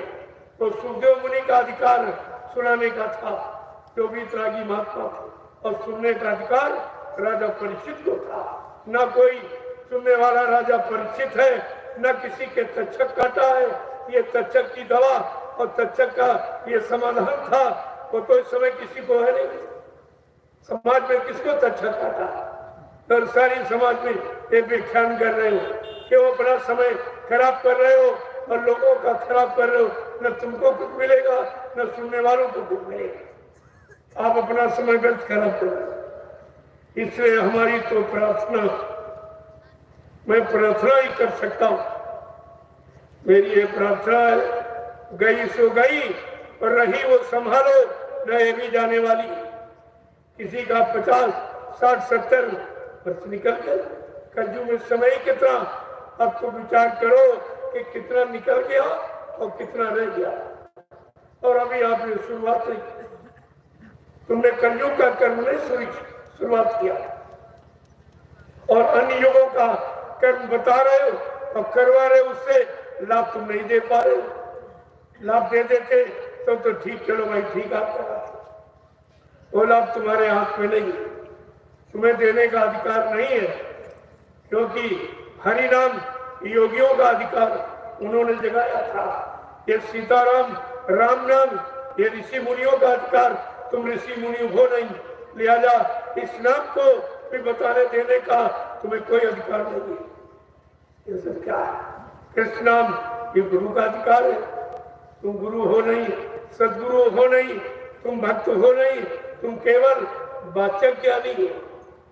वाचक ज्ञानी केवल पढ़ने वाले करने वाले नहीं हो, करके तुमने आज तो कुछ नहीं लिखा। मैंने इसीलिए पूछा, भाई श्रीमान जी आप ये बताइए, आप पढ़े लिखे हैं कि लिखे पढ़े? यही नहीं जानते तुम पढ़े लिखे हो कि लिखे पढ़े। जो लिखा है ऋषि मुनि ने वो तुमने पढ़ के रट लिया, वो सुना रहे हो। तुमने कोई सुनकर लिखा, कोई अपना अनुभव समाज को दिया है, समाज को लाभ पाने वाला कोई अनुभव तुम्हारा है, ये तो व्यर्थ के काम हो गया। आपको क्या मिला? तो मैं तो प्रार्थना करता हूँ, सारे देश में जा जाके प्रार्थना किया, लोगों को बताया, अब भी जागो, यत्न कुछ कर लो, 84 का फेर बचा दो। ये मानव जीवन व्यर्थ में जा रहा है, व्यर्था गमा रहे हो श्वासों की पूंजी, ये तुम्हारा आपको मिलेगा नहीं। साफ शब्दों में कहा कि शरीर का मतलब क्या है, ये शरीर परमात्मा ने क्यों दिया आपको? क्या कभी आपने विचार किया? यही तन का फल पिसना भाई, और स्वर्ग हो स्वल्प अंत दुखदाई। इस शरीर का फल विषय भोग नहीं है, और तुम इसी में गवा रहे विषय भोगोगे। तुम पहले ही बात, पहली शिक्षा नहीं मान ली। यही तन का फल विषय न भाई, स्वर्ग स्वल्प अंत दुखदाई। अगर स्वर्ग पहुंच गए पुण्य कर्मों के द्वारा, लिखा पुण्य छीड़े मृत्युलोक के, और जैसे पुण्य छीन हुआ फिर आपको मृत्युलोक में ढकेल दिया जाए। फिर कर्म करो, फिर आओ, फिर कर्म करो, वो भी आवागमन, और लोग भी आवागमन से रहित नहीं। चाहे ब्रह्मा का ब्रह्मलोक हो, चाहे विष्णु का विष्णुलोक हो, चाहे शिव जी का शिवलोक हो, चाहे राम का साकेत लोक हो, चाहे कृष्ण का गोलोक हो, चाहे देवी देवताओं का देवलोक हो, ये भी आवागमन है। केवल पुण्य के बल से आप वहां जा सकते हो, और पुण्य का खजाना जब समाप्त हो जाएगा फिर आपको मृत्यु लोक में ढकेल दिया। बीच के किसी लोक से जीवात्मा को अपने सतलोक जाने का अधिकार नहीं है। अगर सतलोक जीवात्मा को पहुंचाना है तो मृत्युलोक मंडल में मानव तन धारण करना पड़ेगा। मानव तन के जानकर संत महात्मा की तलाश करनी पड़ेगी, उनको नाम की युक्ति उनसे लेनी पड़ेगी, और नाम की कमाई करके आप अपनी जीवात्मा को सतलोक सचखंड बता सकते। तुम तो दाम की कमाई में समय बिताए, और दाम की कमाई ये कर्जा है। अपने जीवन में लाखों लोगों का कर्जा ले लो, उसके देने के लिए लाखों बार जन्म लेना पड़ेगा। ये कितना अनर्गल काम है, ये कितनी बड़ी अज्ञानता भूल भ्रम में आपका जीवन जा रहा है, और अभी तक आपने इस पर विचार नहीं किया। ये मृत्युलोक कर्मों की अदायगी का, जब जैसे कर्म करोगे तब तैसे शरीर में आपको जन्म दे दिया जाएगा। इसलिए उसने जितने कर्म बनाए उन कर्मों के भोग के लिए 4,84 लाख नरकों की योनियां बताई, इनमें आपको भेजेगा। हर कर्म का फल इन्हीं योनियों में आपको भोगना पड़ेगा। तुम देखो, मैं भी तो सोचो, आज कलयुग में तो मानव शरीर पाने वाला तुम कर्म भी नहीं कर रहे हो। तुम्हारे कर्म सब राजसी खान पान करते हो। भूल गए कुंभकर्ण वध। कुंभकर्ण का वध भगवान राम ने क्यों किया? कुंभकर्ण शराब पीता था, मांस खाता था, इससे भगवान राम ने उसका वध किया। अगर भगवान राम का कानून आग लगा दिया जाए, तुम परिवार समाज में रहने वाले कितने लोग बचोगे? तुम सब शराबी कौमाई हो गए। तुमने राम जी का क्रोध नहीं समझा, और कुंभकर्ण का वध नहीं समझा। आखिरकार क्यों मारा? जबकि कुंभकर्ण सब नहीं बलवंता, कुंभकर्ण समान धरती पर कोई बलवान नहीं है, लेकिन राम ने ये उसका कर्म नहीं माना, और जो गंदा खान पान किया उसके द्वारा उसका वध कर। क्या तुम सब लोग वध करने के लायक? और भी नहीं सुन रहे हो, अभी नहीं मान रहे? तो ये कथा तो उन युगों की आप सुनाते हो जिनमें लोग पाक साफ निर्मल थे। की उम्र शरीर की 10,000 वर्ष की त्रेता की, द्वापर में 1,000 वर्ष की, आज तो 100 वर्ष मिले हैं। 100 वर्ष वाले को तुम 1,000 और 10,000 वर्ष वाली कथा सुनाते हो, क्या उसके बस की है? क्या कर सकेगा? उसके पास तो समय ही नहीं है। तुम भी नहीं सोच पा रहे हो तो लोगों को सोचना क्या सिखाओगे? पहले तुम करो, फिर करना सिखाओ। तुम्हारी बात का असर पड़ेगा, प्रभाव पड़ेगा। अगर तुम्हारे में वो कर्म नहीं है तो सुनाने का कोई प्रभाव आज क्यों नहीं पड़ रहा? एक व्यक्ति को भी तुम न सच्चा ईमानदार बना पा रहे हो, न चोरी डकैती छुड़वा पा रहे हो, न शाकाहारी बना पा रहे हो। कोई शुभ कर्म, शुभ कथा सुनाते हो, शुभ कर्म करने वाली और शुभ कर्म किसी को तुम सिखा नहीं पाए, तो तुम्हारे सुनाने का मतलब क्या होगा? फिर क्यों सुनाना? अरे पहले परीक्षण करो कि इस कथा के लायक कौन है कलयुग, क्योंकि कलयुग है। सतयुग त्रेता द्वापर की कथा सुनने की इनमें शक्ति सामर्थ्य नहीं है। इनमें निर्मलता, पवित्रता, चरित्रता, विनम्रता ये कुछ नहीं है, न तुम्हारे में है न इनमें है। तो दोनों तुम बेकार हो। तुम तो दोनों उसी प्रकार हो, अंधा गुरु और बहरा चेला, और हो नरक में ठेली में ठेला। बताने वाला सुनाने वाला गुरु बन गया, वो भी अंधा है। उसकी जीवात्मा की दिव्य आंख खुली नहीं, उसने परमात्मा का दर्शन किया नहीं, उसने ब्रह्मवाणी, आकाशवाणी, ईश्वरवाणी, अनंतवाणी उसने सुनी नहीं, क्योंकि जीवात्मा का दिव्य कान खुला नहीं। जब तुमने खुद नहीं सुनी है वेदवाणी क्या है, अनंतवाणी क्या है, ईश्वरवाणी क्या है, तो तुम दूसरों को क्या सुनाओगे? खुद जागे नहीं हो तो सोने वाला कभी नहीं जगा सकता, जागने वाला ही जगाएगा। जो बहरा है, जिसने सुना नहीं वो कभी नहीं सुनाएगा, और जिसने सुना है वही सुनाएगा। ये सब जानकारी आपको रखनी है। पहले जानकारी करो, जानकार बनो, तब जानकारी दो। ये पढ़ना और रटना ये जानकारी नहीं है। जानकारी है करना और कराना, इसे जानकारी है। अभी तुम यही नहीं समझ पाए हो कि जानकारी की परिभाषा क्या है। जानकार किसे कहते हैं? वो किस तरफ का जानकार? वो भौतिक जगत का जानकार कि आध्यात्मिक जगत का जानकार? ये तो जानकारी तुम्हें रखनी चाहिए। ना तुम भौतिक ही जानते हो ना आध्यात्मिक जानते। अगर भौतिक जान जाते तो भौतिक सामान में फंसते नहीं। तुम तो इसी में फंसे। तुम तो किराए टट्टू बन गए, किराया लेने लगे। अब ये कर क्या है? और तुम्हारा कोई प्रभाव समाज पे पड़ता है? एक भी आदमी नहीं सुधारा।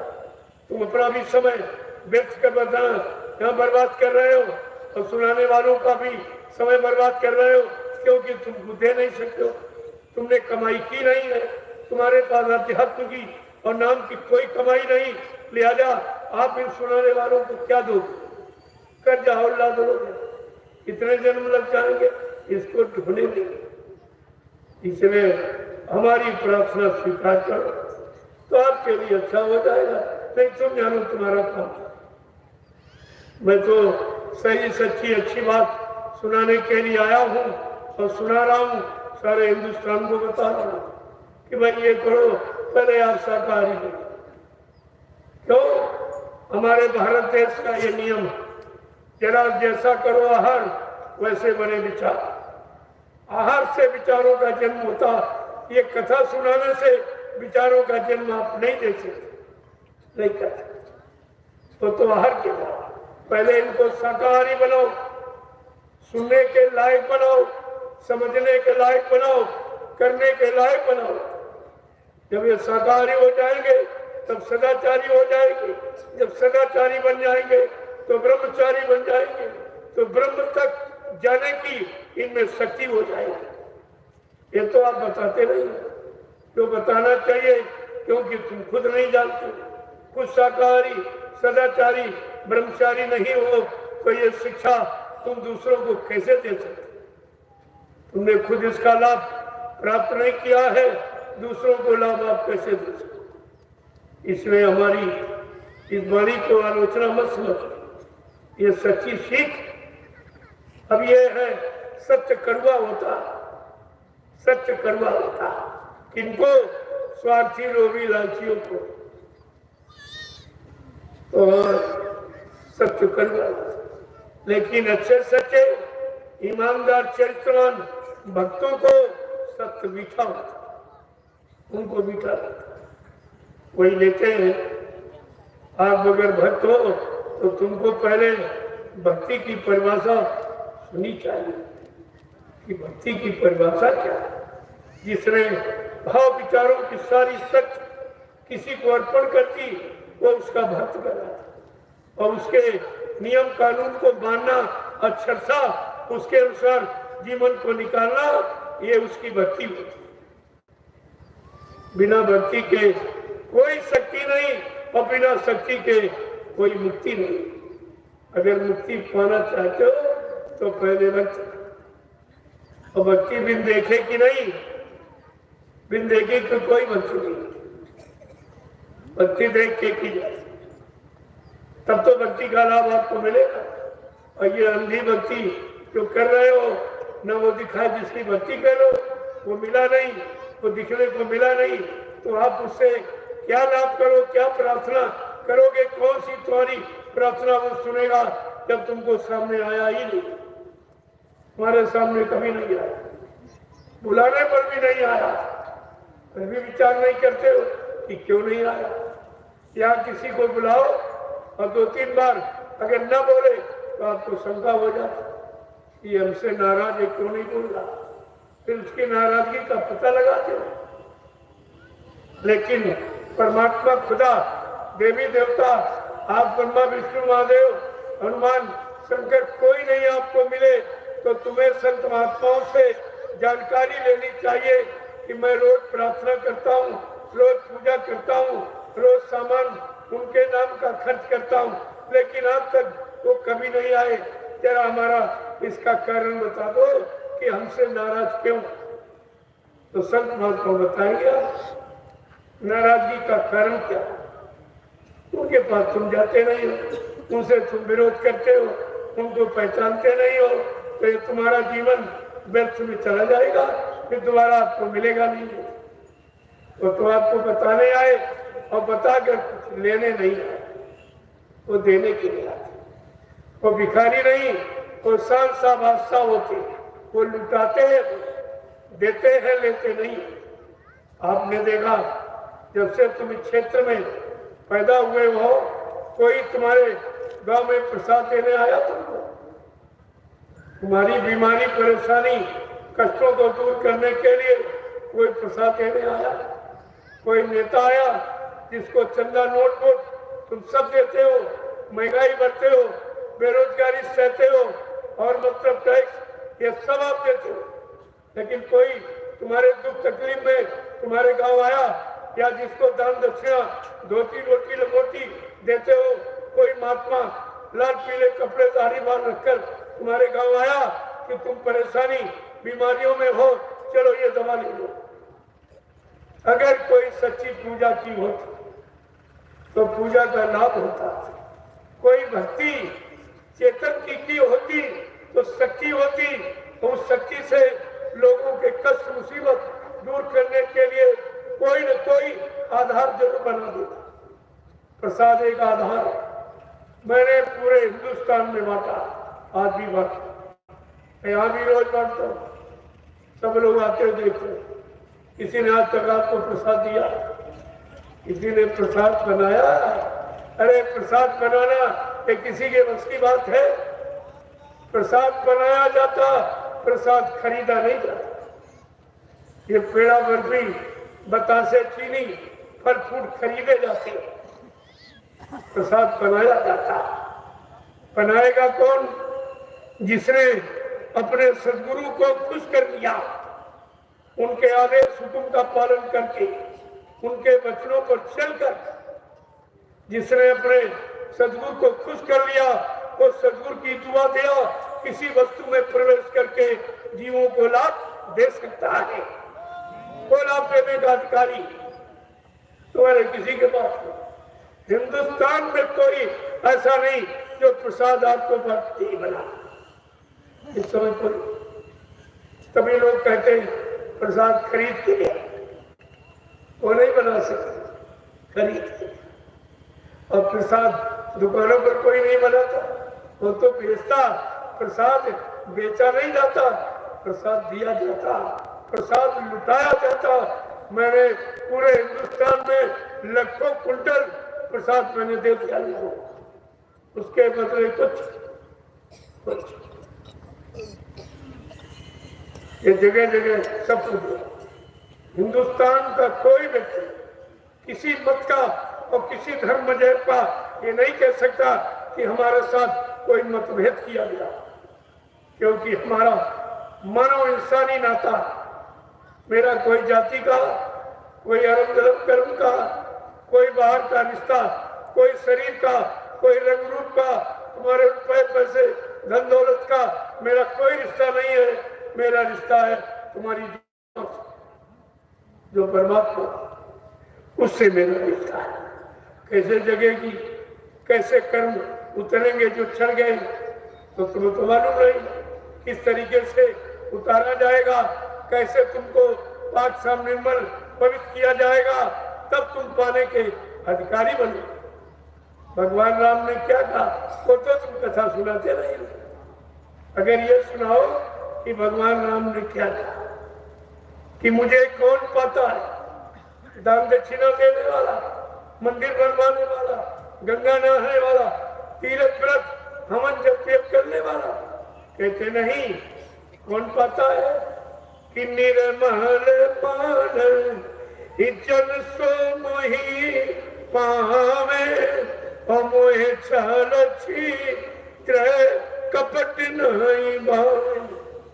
काम को न जात वाला, न रूप वाला, न धन वाला मुझे पता है, जिसका मन निर्मल पाप साफ पवित्र, और निर्मल मन जन वो मुझे पाती है। और तुम्हारा तो सबका मन गंदा, मन की गंदगी धोने का तुम्हारे पास कोई उपाय, कोई साबुन तुमने बनाया नहीं जो मन की गंदगी उतारोगे। जब तक मन की गंदगी उतरेगी नहीं, कुछ आपको मिलने वाला नहीं। ये बात क्यों नहीं बताती, क्योंकि तुम्हारे पास उसका उपाय नहीं। लोग पूछेंगे भाई आप बताए तो उपाय बताइए। उपाय तुमने कभी किया हो तो बताओगे, या करके लाभ प्राप्त किया हो तो तुम दूसरे को लाभ दे सकते हो। जब तुम्हें खुद ही नहीं मिला तुम दूसरे को क्या दोगे। आगे गोस्वामी महाराज ने सारी शंकाओं का समाधान लिखा है कि भगवान का वास किसके हृदय में होता है। ब्राह्मण के हृदय में, क्षत्रिय व सज्जन कहते नहीं, मंदिर बनाने वाला वैदिक कहते नहीं, गंगा नहाने वाला कहते नहीं। क्या लिखा कि जाति पाति धन धर्म बढ़ाई, और कुल परिवार सुखद समुदाय, इन्हें त्यागी भज मन लाई, और ताके बसे प्रभु आई। कितना साथ लिखा तुम्हारे घर में, तुम्हारे घर में लिखा पड़ी। जात पात धन धर्म बढ़ाई, कुल परिवार सुखद समुदाय, इन्हें त्याग, जो इतनों का परित्याग कर देगा उसके हृदय में भगवान कह रहे मेरा वास। और तुम्हारे यहाँ सबसे कठिन जाति अपमाना, ये जात पात की खाई तुमने खड़ी कर, इसी को पार करना तुम्हारे बस की बात, इससे अलग होना तुम्हारे बस की बात नहीं है। तो तुम रामायण को क्या मानते, रामायण को मानते हो, रामायण की नहीं मानते। राम को मानते हो, राम की नहीं मानते हो। मंदिर को मानते हो, मंदिर की नहीं मानते हो। कथा को मानते हो, लेकिन कथा की नहीं हो। कथा किस लिए वेदवाणी वेद व्यास ने लिखी, वो भी 88,000 ऋषियों की मंत्रा से नैमिषारण्य में, यानी मतलब श्रीमद् भागवत पुराण की रचना की गई। आज उसी 88,000 ऋषियों की तपोभूमि पर मैं ये आश्रमों का निर्माण कर रहा हूँ। ये भी नैमिषारण्य जहाँ बैठे, ये सब नैमिषारण्य, 3 आश्रमों का निर्माण। और आपसे कुछ मांगा नहीं।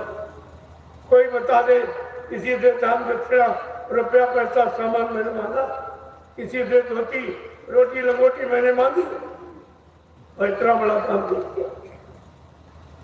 तो ये संपूर्ण लोग,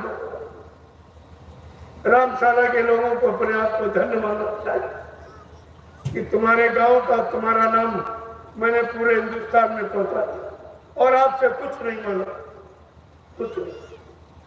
तो कम से कम ऐसे पवित्र धार्मिक कार्य में आपको सहयोग करना चाहिए। एक तो लोगों ने ऐसे काम के लिए, आश्रमों के निर्माण के लिए, मंदिरों के निर्माण के लिए, धर्मस्थलों के निर्माण के लिए लोगों ने दान दिया, और मैं पैसा दे के जमीन लेता हूँ।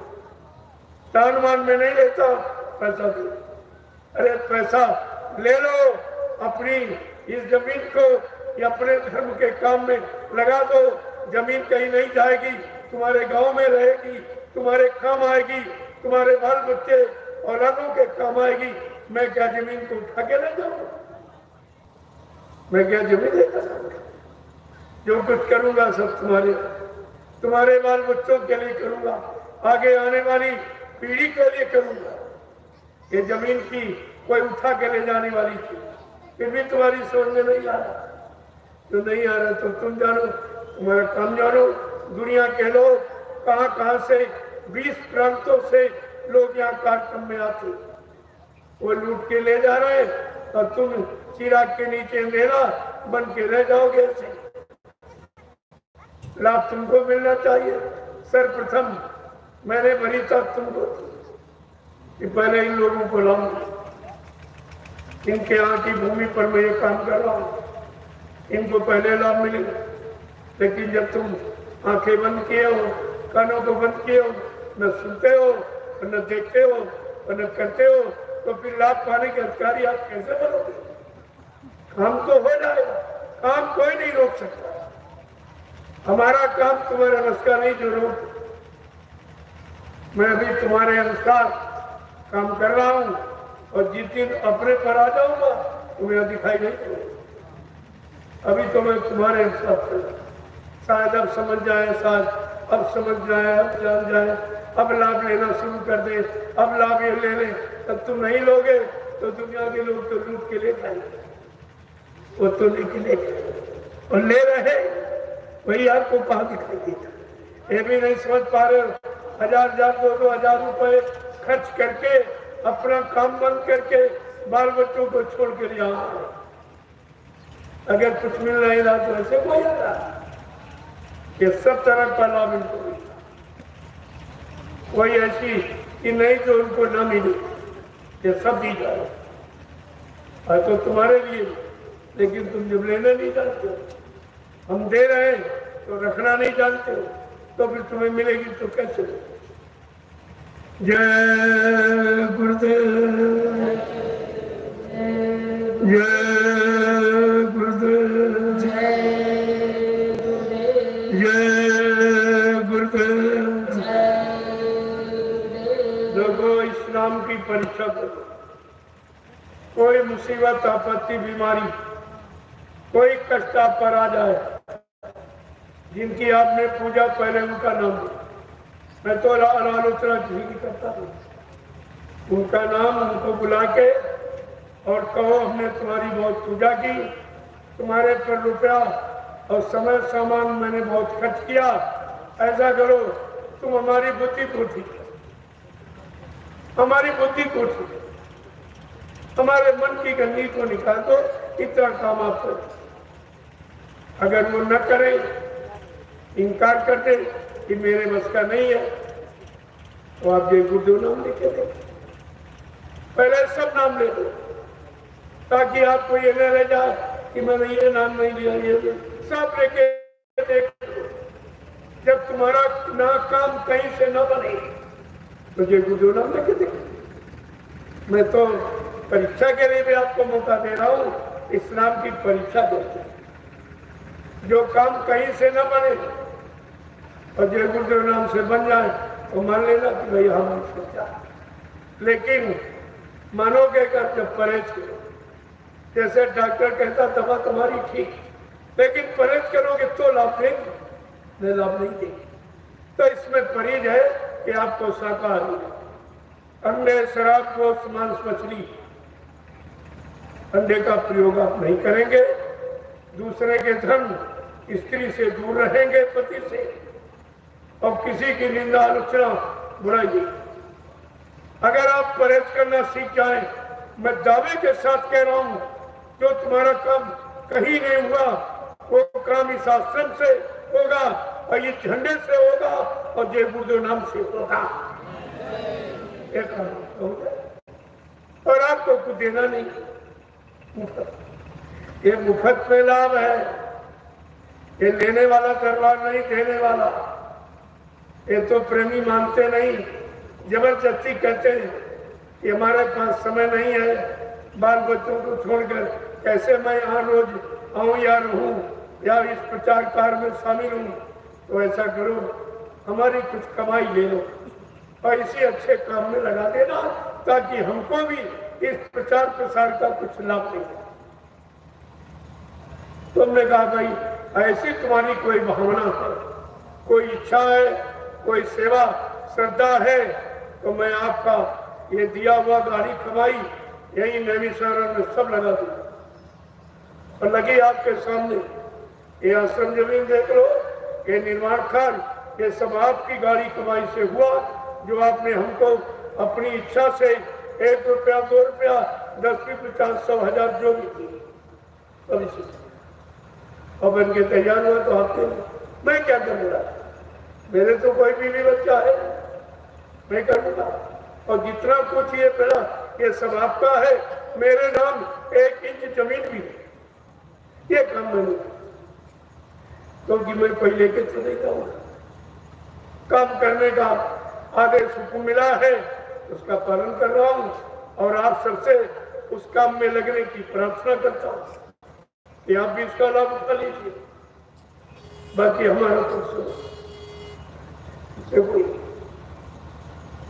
मैंने पहला आश्रम आपके नैमिषारण्य में जय गुरुदेव आध्यात्मिक आश्रम गुरुद्वारा सदगुरुधाम नैमिषारण्य सीतापुर तक 20 किलोमीटर पर यह दूसरा जहां बैठे जय गुरुदेव आध्यात्मिक ज्ञान आश्रम, ये भी आपकी गाड़ी कमाई से गरीबों की 1-1 रुपए 10-10 रुपए से ये कार्य हो रहा है। मैंने किसी से 1 रुपया भी न पहले कभी मांगा, न आज मांगता हूँ, न आगे भविष्य में मांगूंगा, क्योंकि हमारे गुरु ने मुझे भिखारी नहीं बनाया, इसलिए मैं ये काम नहीं। आप देते हो तो आपका काम, आपके बैठने की जगह, आपके रहने की जगह, आपके मतलब भंडारा भोजन करने की और भजन भाव साधना करने की और सत्संग सुनने की, ये सब जगह आपकी बनाई जा रही है। क्योंकि आगे भारी भीड़ आएगी, इतनी भीड़ आएगी, लोग ताते तले उंगली दबा के रह जाएंगे कि ये क्या हो गया। उसी काम को करने की ये तैयारी है, ये भी तैयारी है।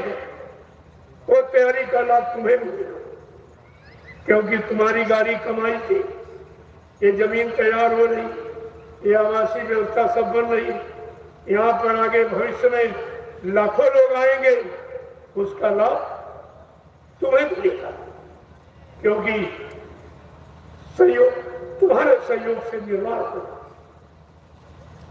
इसका लाभ। इसलिए प्रेमी कर रहे हैं, उनको सामने लाभ मिल रहा है। मैं तो कुछ लेता नहीं, मैं तो हमें कोई जरूरत नहीं, मेरे नाम कोई किसी तरह का बैंक बैलेंस, कोई खतरा कुछ ना, मेरे पास कोई बच्चा तिजोरी, मैं जैसा बैठा हूँ बस इतना ही मेरे पास। ये भी आपका दिया, ये कपड़े जो पहले ये सब आपके दिए, 1 रोटी दोपहर 1 शाम, 2 रोटी का खर्चा वो भी आते थे, बाकी कोई दूध है, कोई घी है, कोई तेल चला, ये भोजन मैंने, ये मेरा भोजन नहीं है। तो ज्यादा मेरा भोजन गरीब से गरीब आदमी नहीं है। कभी कभी मैं नमक रोटी खा सकता, क्योंकि इसमें सब, क्योंकि कलयुग में अन्न को उसमें प्राण, कलयुग में अन्न प्रसन्न मिल गया, काम हो गया। इस शरीर से काम ही तो लेना है। अगर रोटी से ये काम कर रहा तो हो सकता, इसको कुछ लेना नहीं करना, इसमें कुछ डालना ही नहीं, ताकि इसमें कोई विकार पैदा न हो। और विकार नहीं है ये तुम कैसे जानोगे? तो एहसास कर, छू करके, मतलब सुन करके, ये सब तुम्हें पता चल जाएगा। कितनी ठंडक है, कितनी शांति है, ये तुम्हें खुद ही पता चल जाएगा। दरस परस मुखमंजन पाना, दर्शन से, स्पर्श से, जूठन प्रसादी ले करके, ये सब तरह से आपको जानकारी दी जा रही कि धोखा मत खा जाना। ये सब तुम्हारे सामने, हमारे यहाँ कोई पर्दा नहीं है। वैसे तो मर्यादा का पर्दा है, वैसे कोई पर्दा दिखावटी नहीं, दिखावटी कोई पर्दा। मर्यादा के लिए तो पर्दा जरूर।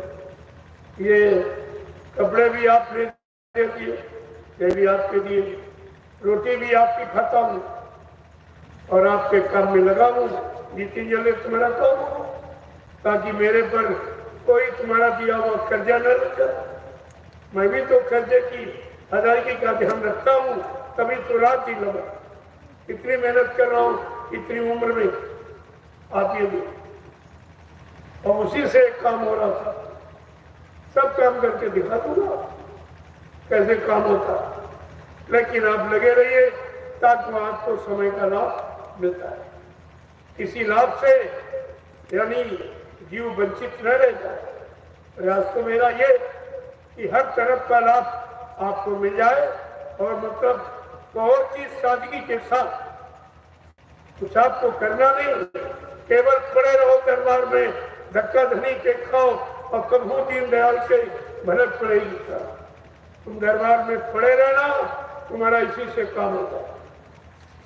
लेकिन शंका सुन ले, भूल भ्रम आ गया तो फिर नहीं, तो फिर काम नहीं होता। तो आज तो पहला दिन है, इसलिए सत्संग तो मैं कल से प्रारंभ करूंगा, क्योंकि अभी लोग भारी संख्या में आ रहे हैं। सब लोग आ जाए तो मतलब यदि सबको सत्संग मिल जाए। भीड़ तो इतनी होती यहाँ जगह नहीं है, इसलिए मैं अभी पूर्वांचल का दौरा करके आया, वहाँ लोगों को दर्शन सत्संग मिल गया, उधर से कम लोग आए। और इधर भी पूरा अभी पीलीभीत में दिवाली काट करके आया, तो 4-5 जिले वहाँ उनको दर्शन मिल गया और सत्संग मिल गया। और यहाँ तो हमेशा होता रहता है, तो इसलिए, और ये 3 जगह का तो कोणात्मक कार्यक्रम है।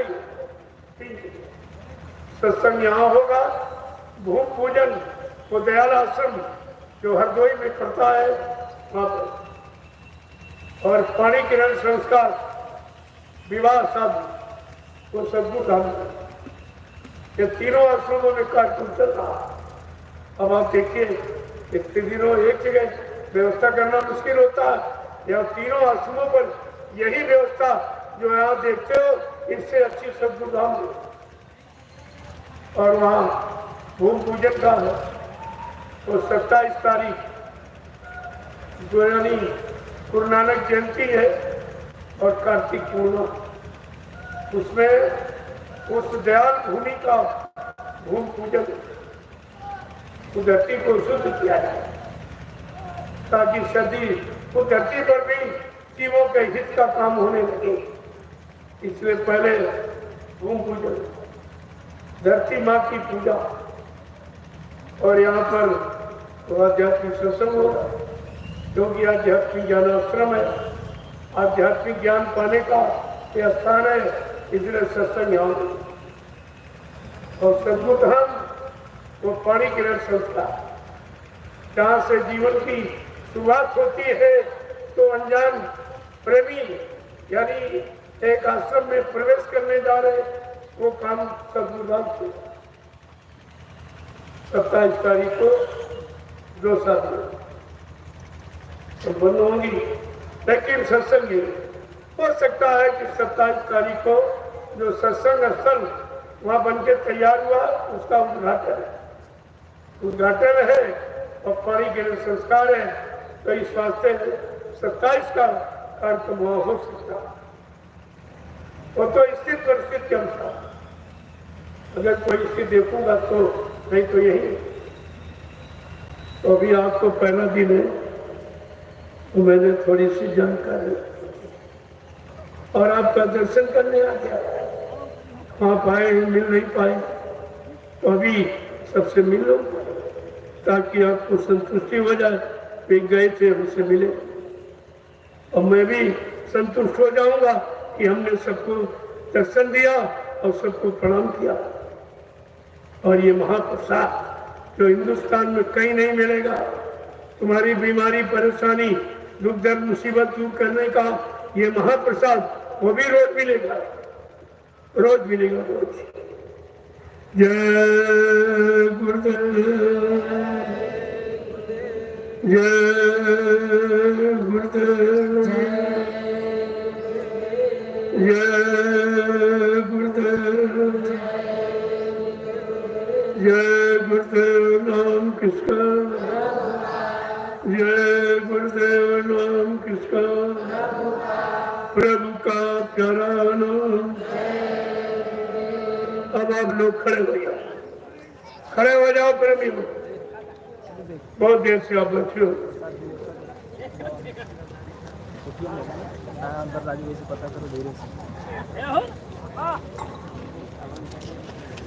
जय गुरुदेव। देखो यहाँ आए हो, कोई न कोई परमार्थी सेवा जरूर कर, जहाँ बता दी जाए, सुबह बता दी जाए तो दिन भर आपको मौका दे दिया सेवा का, और शाम को सत्संग। कोई चीज आपकी छूटे ना, और सुबह शाम दोनों वक्त साधना, प्रभु प्राप्ति का रास्ता, जो नाम की कमाई आपको मिली है उसका अभ्यास करना। सुबह शाम मनुष्य मंदिर में बैठकर आत्मा के घाट पर परमात्मा का भजन, ये सच्ची साधना, ये मानव जीवन का की सच्ची पूजा है। सुबह शाम दोनों वक्त करो।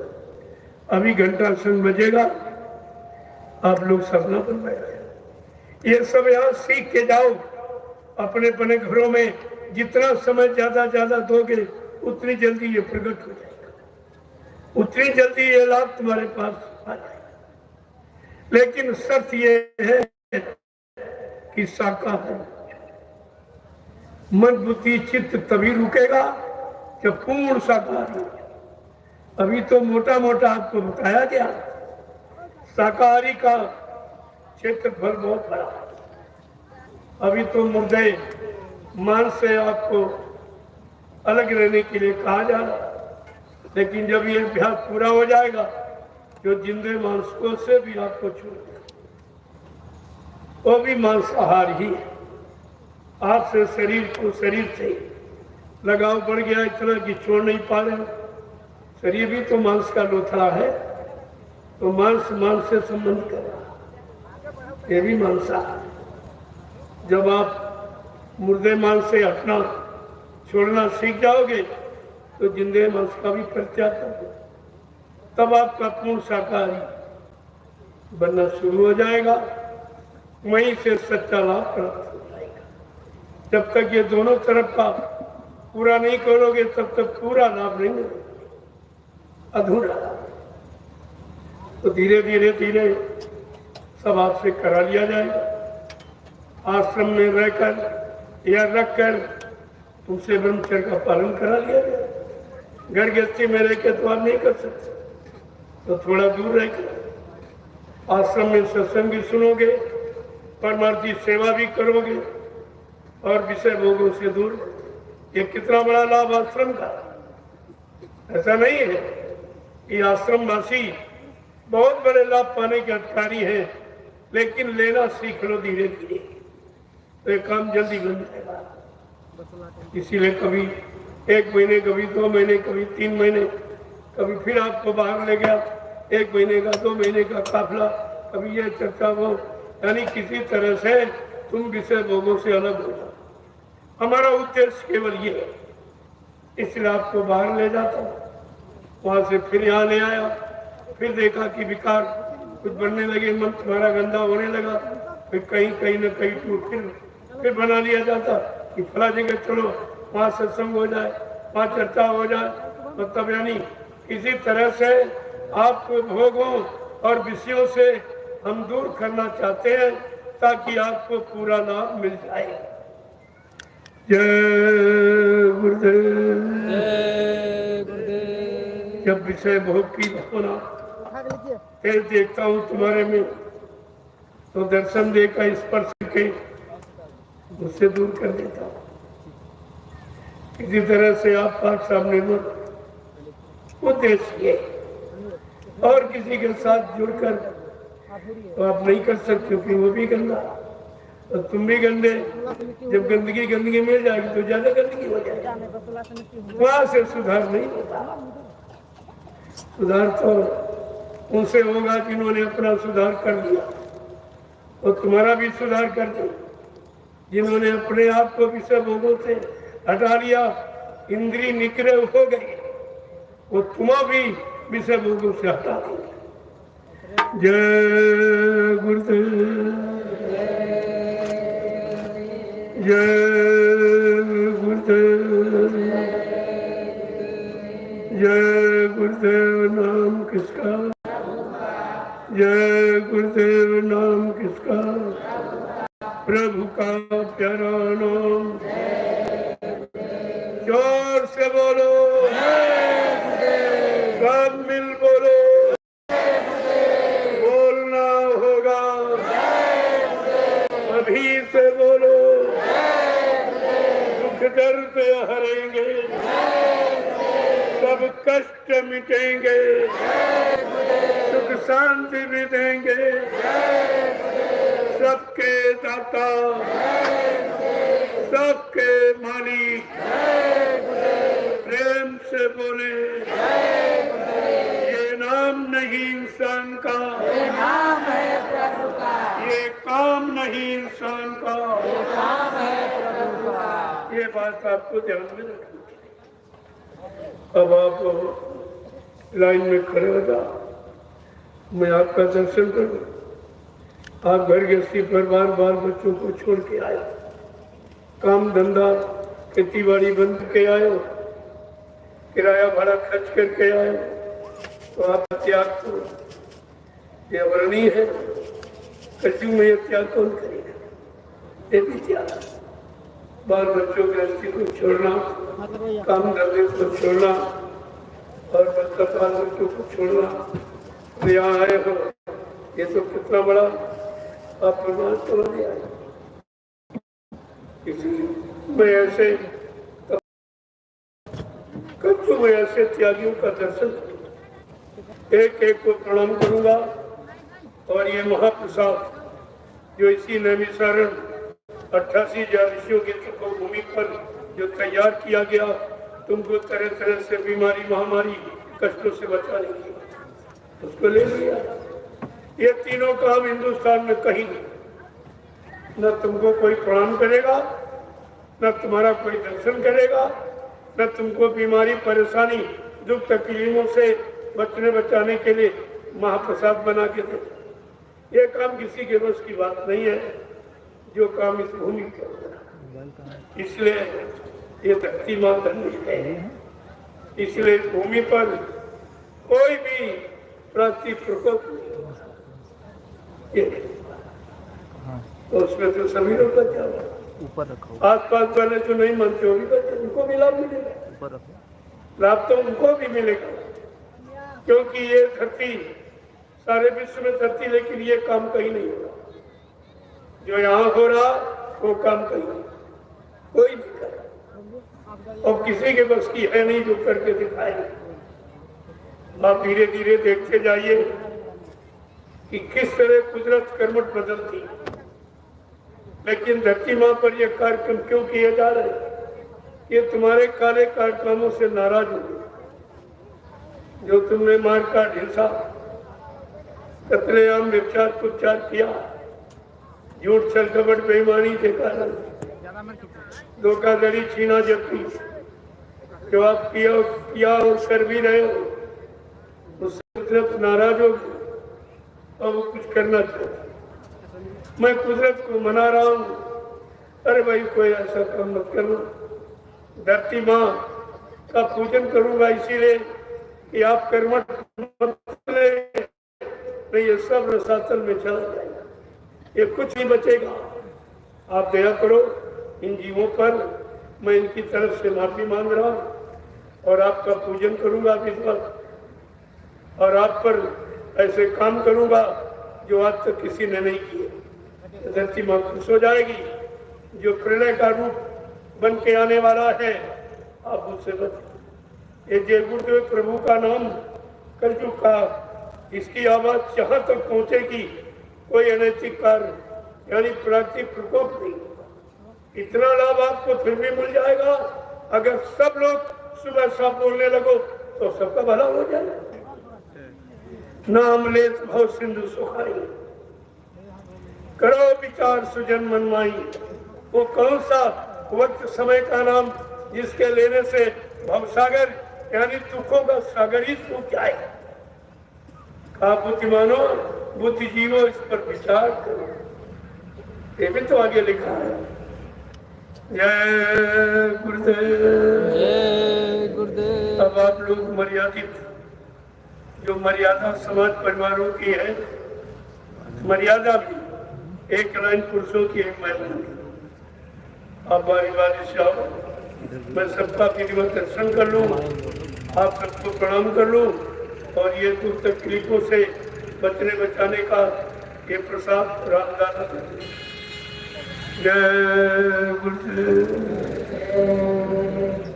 देखो, तुम्हारी मुसीबत दूर करने का दूसरा उपाय ये झंडा, ये जय गुरुदेव प्रभु नाम का झंडा, ये प्रभु का झंडा है, कोई आर्टी पार्टी का झंडा नहीं है, प्रभु का। और प्रभु सबका रक्षक है। अब प्रभु का झंडा कहीं है नहीं, किसी ने नहीं गाड़ा प्रभु का झंडा। जिसने प्रभु नाम जगाया, सिद्ध किया, और वही तो प्रभु नाम से लाभ देगा, दूसरा कैसे देगा? तो आप इसका भी प्रयोग कर लें। तब तक आप इसकी परिक्रमा यहाँ 5-6 रोज रहोगे, सुबह शाम दोनों टाइम। जिसको भूत प्रेत बाधा ज्यादा परेशान करती, वो दिन में भी कई बार परिक्रमा करेगी। जब परिक्रमा करोगे तो झंडा प्रभु का है। प्रभु से कहो कि आज से हम पूर्ण शाकाहारी रहेंगे, हमारे पर दया कर दीजिए, हमारा दुख, हमारा तकलीफ, हमारी बीमारी, हमारे कष्ट दूर कर। जब शाकाहारी बनने का वादा करोगे, वो प्रभु आप पर दया कर देगा और काम आपका शुरू होने लगेगा। जय गुरुदेव। जय गुरुदेव।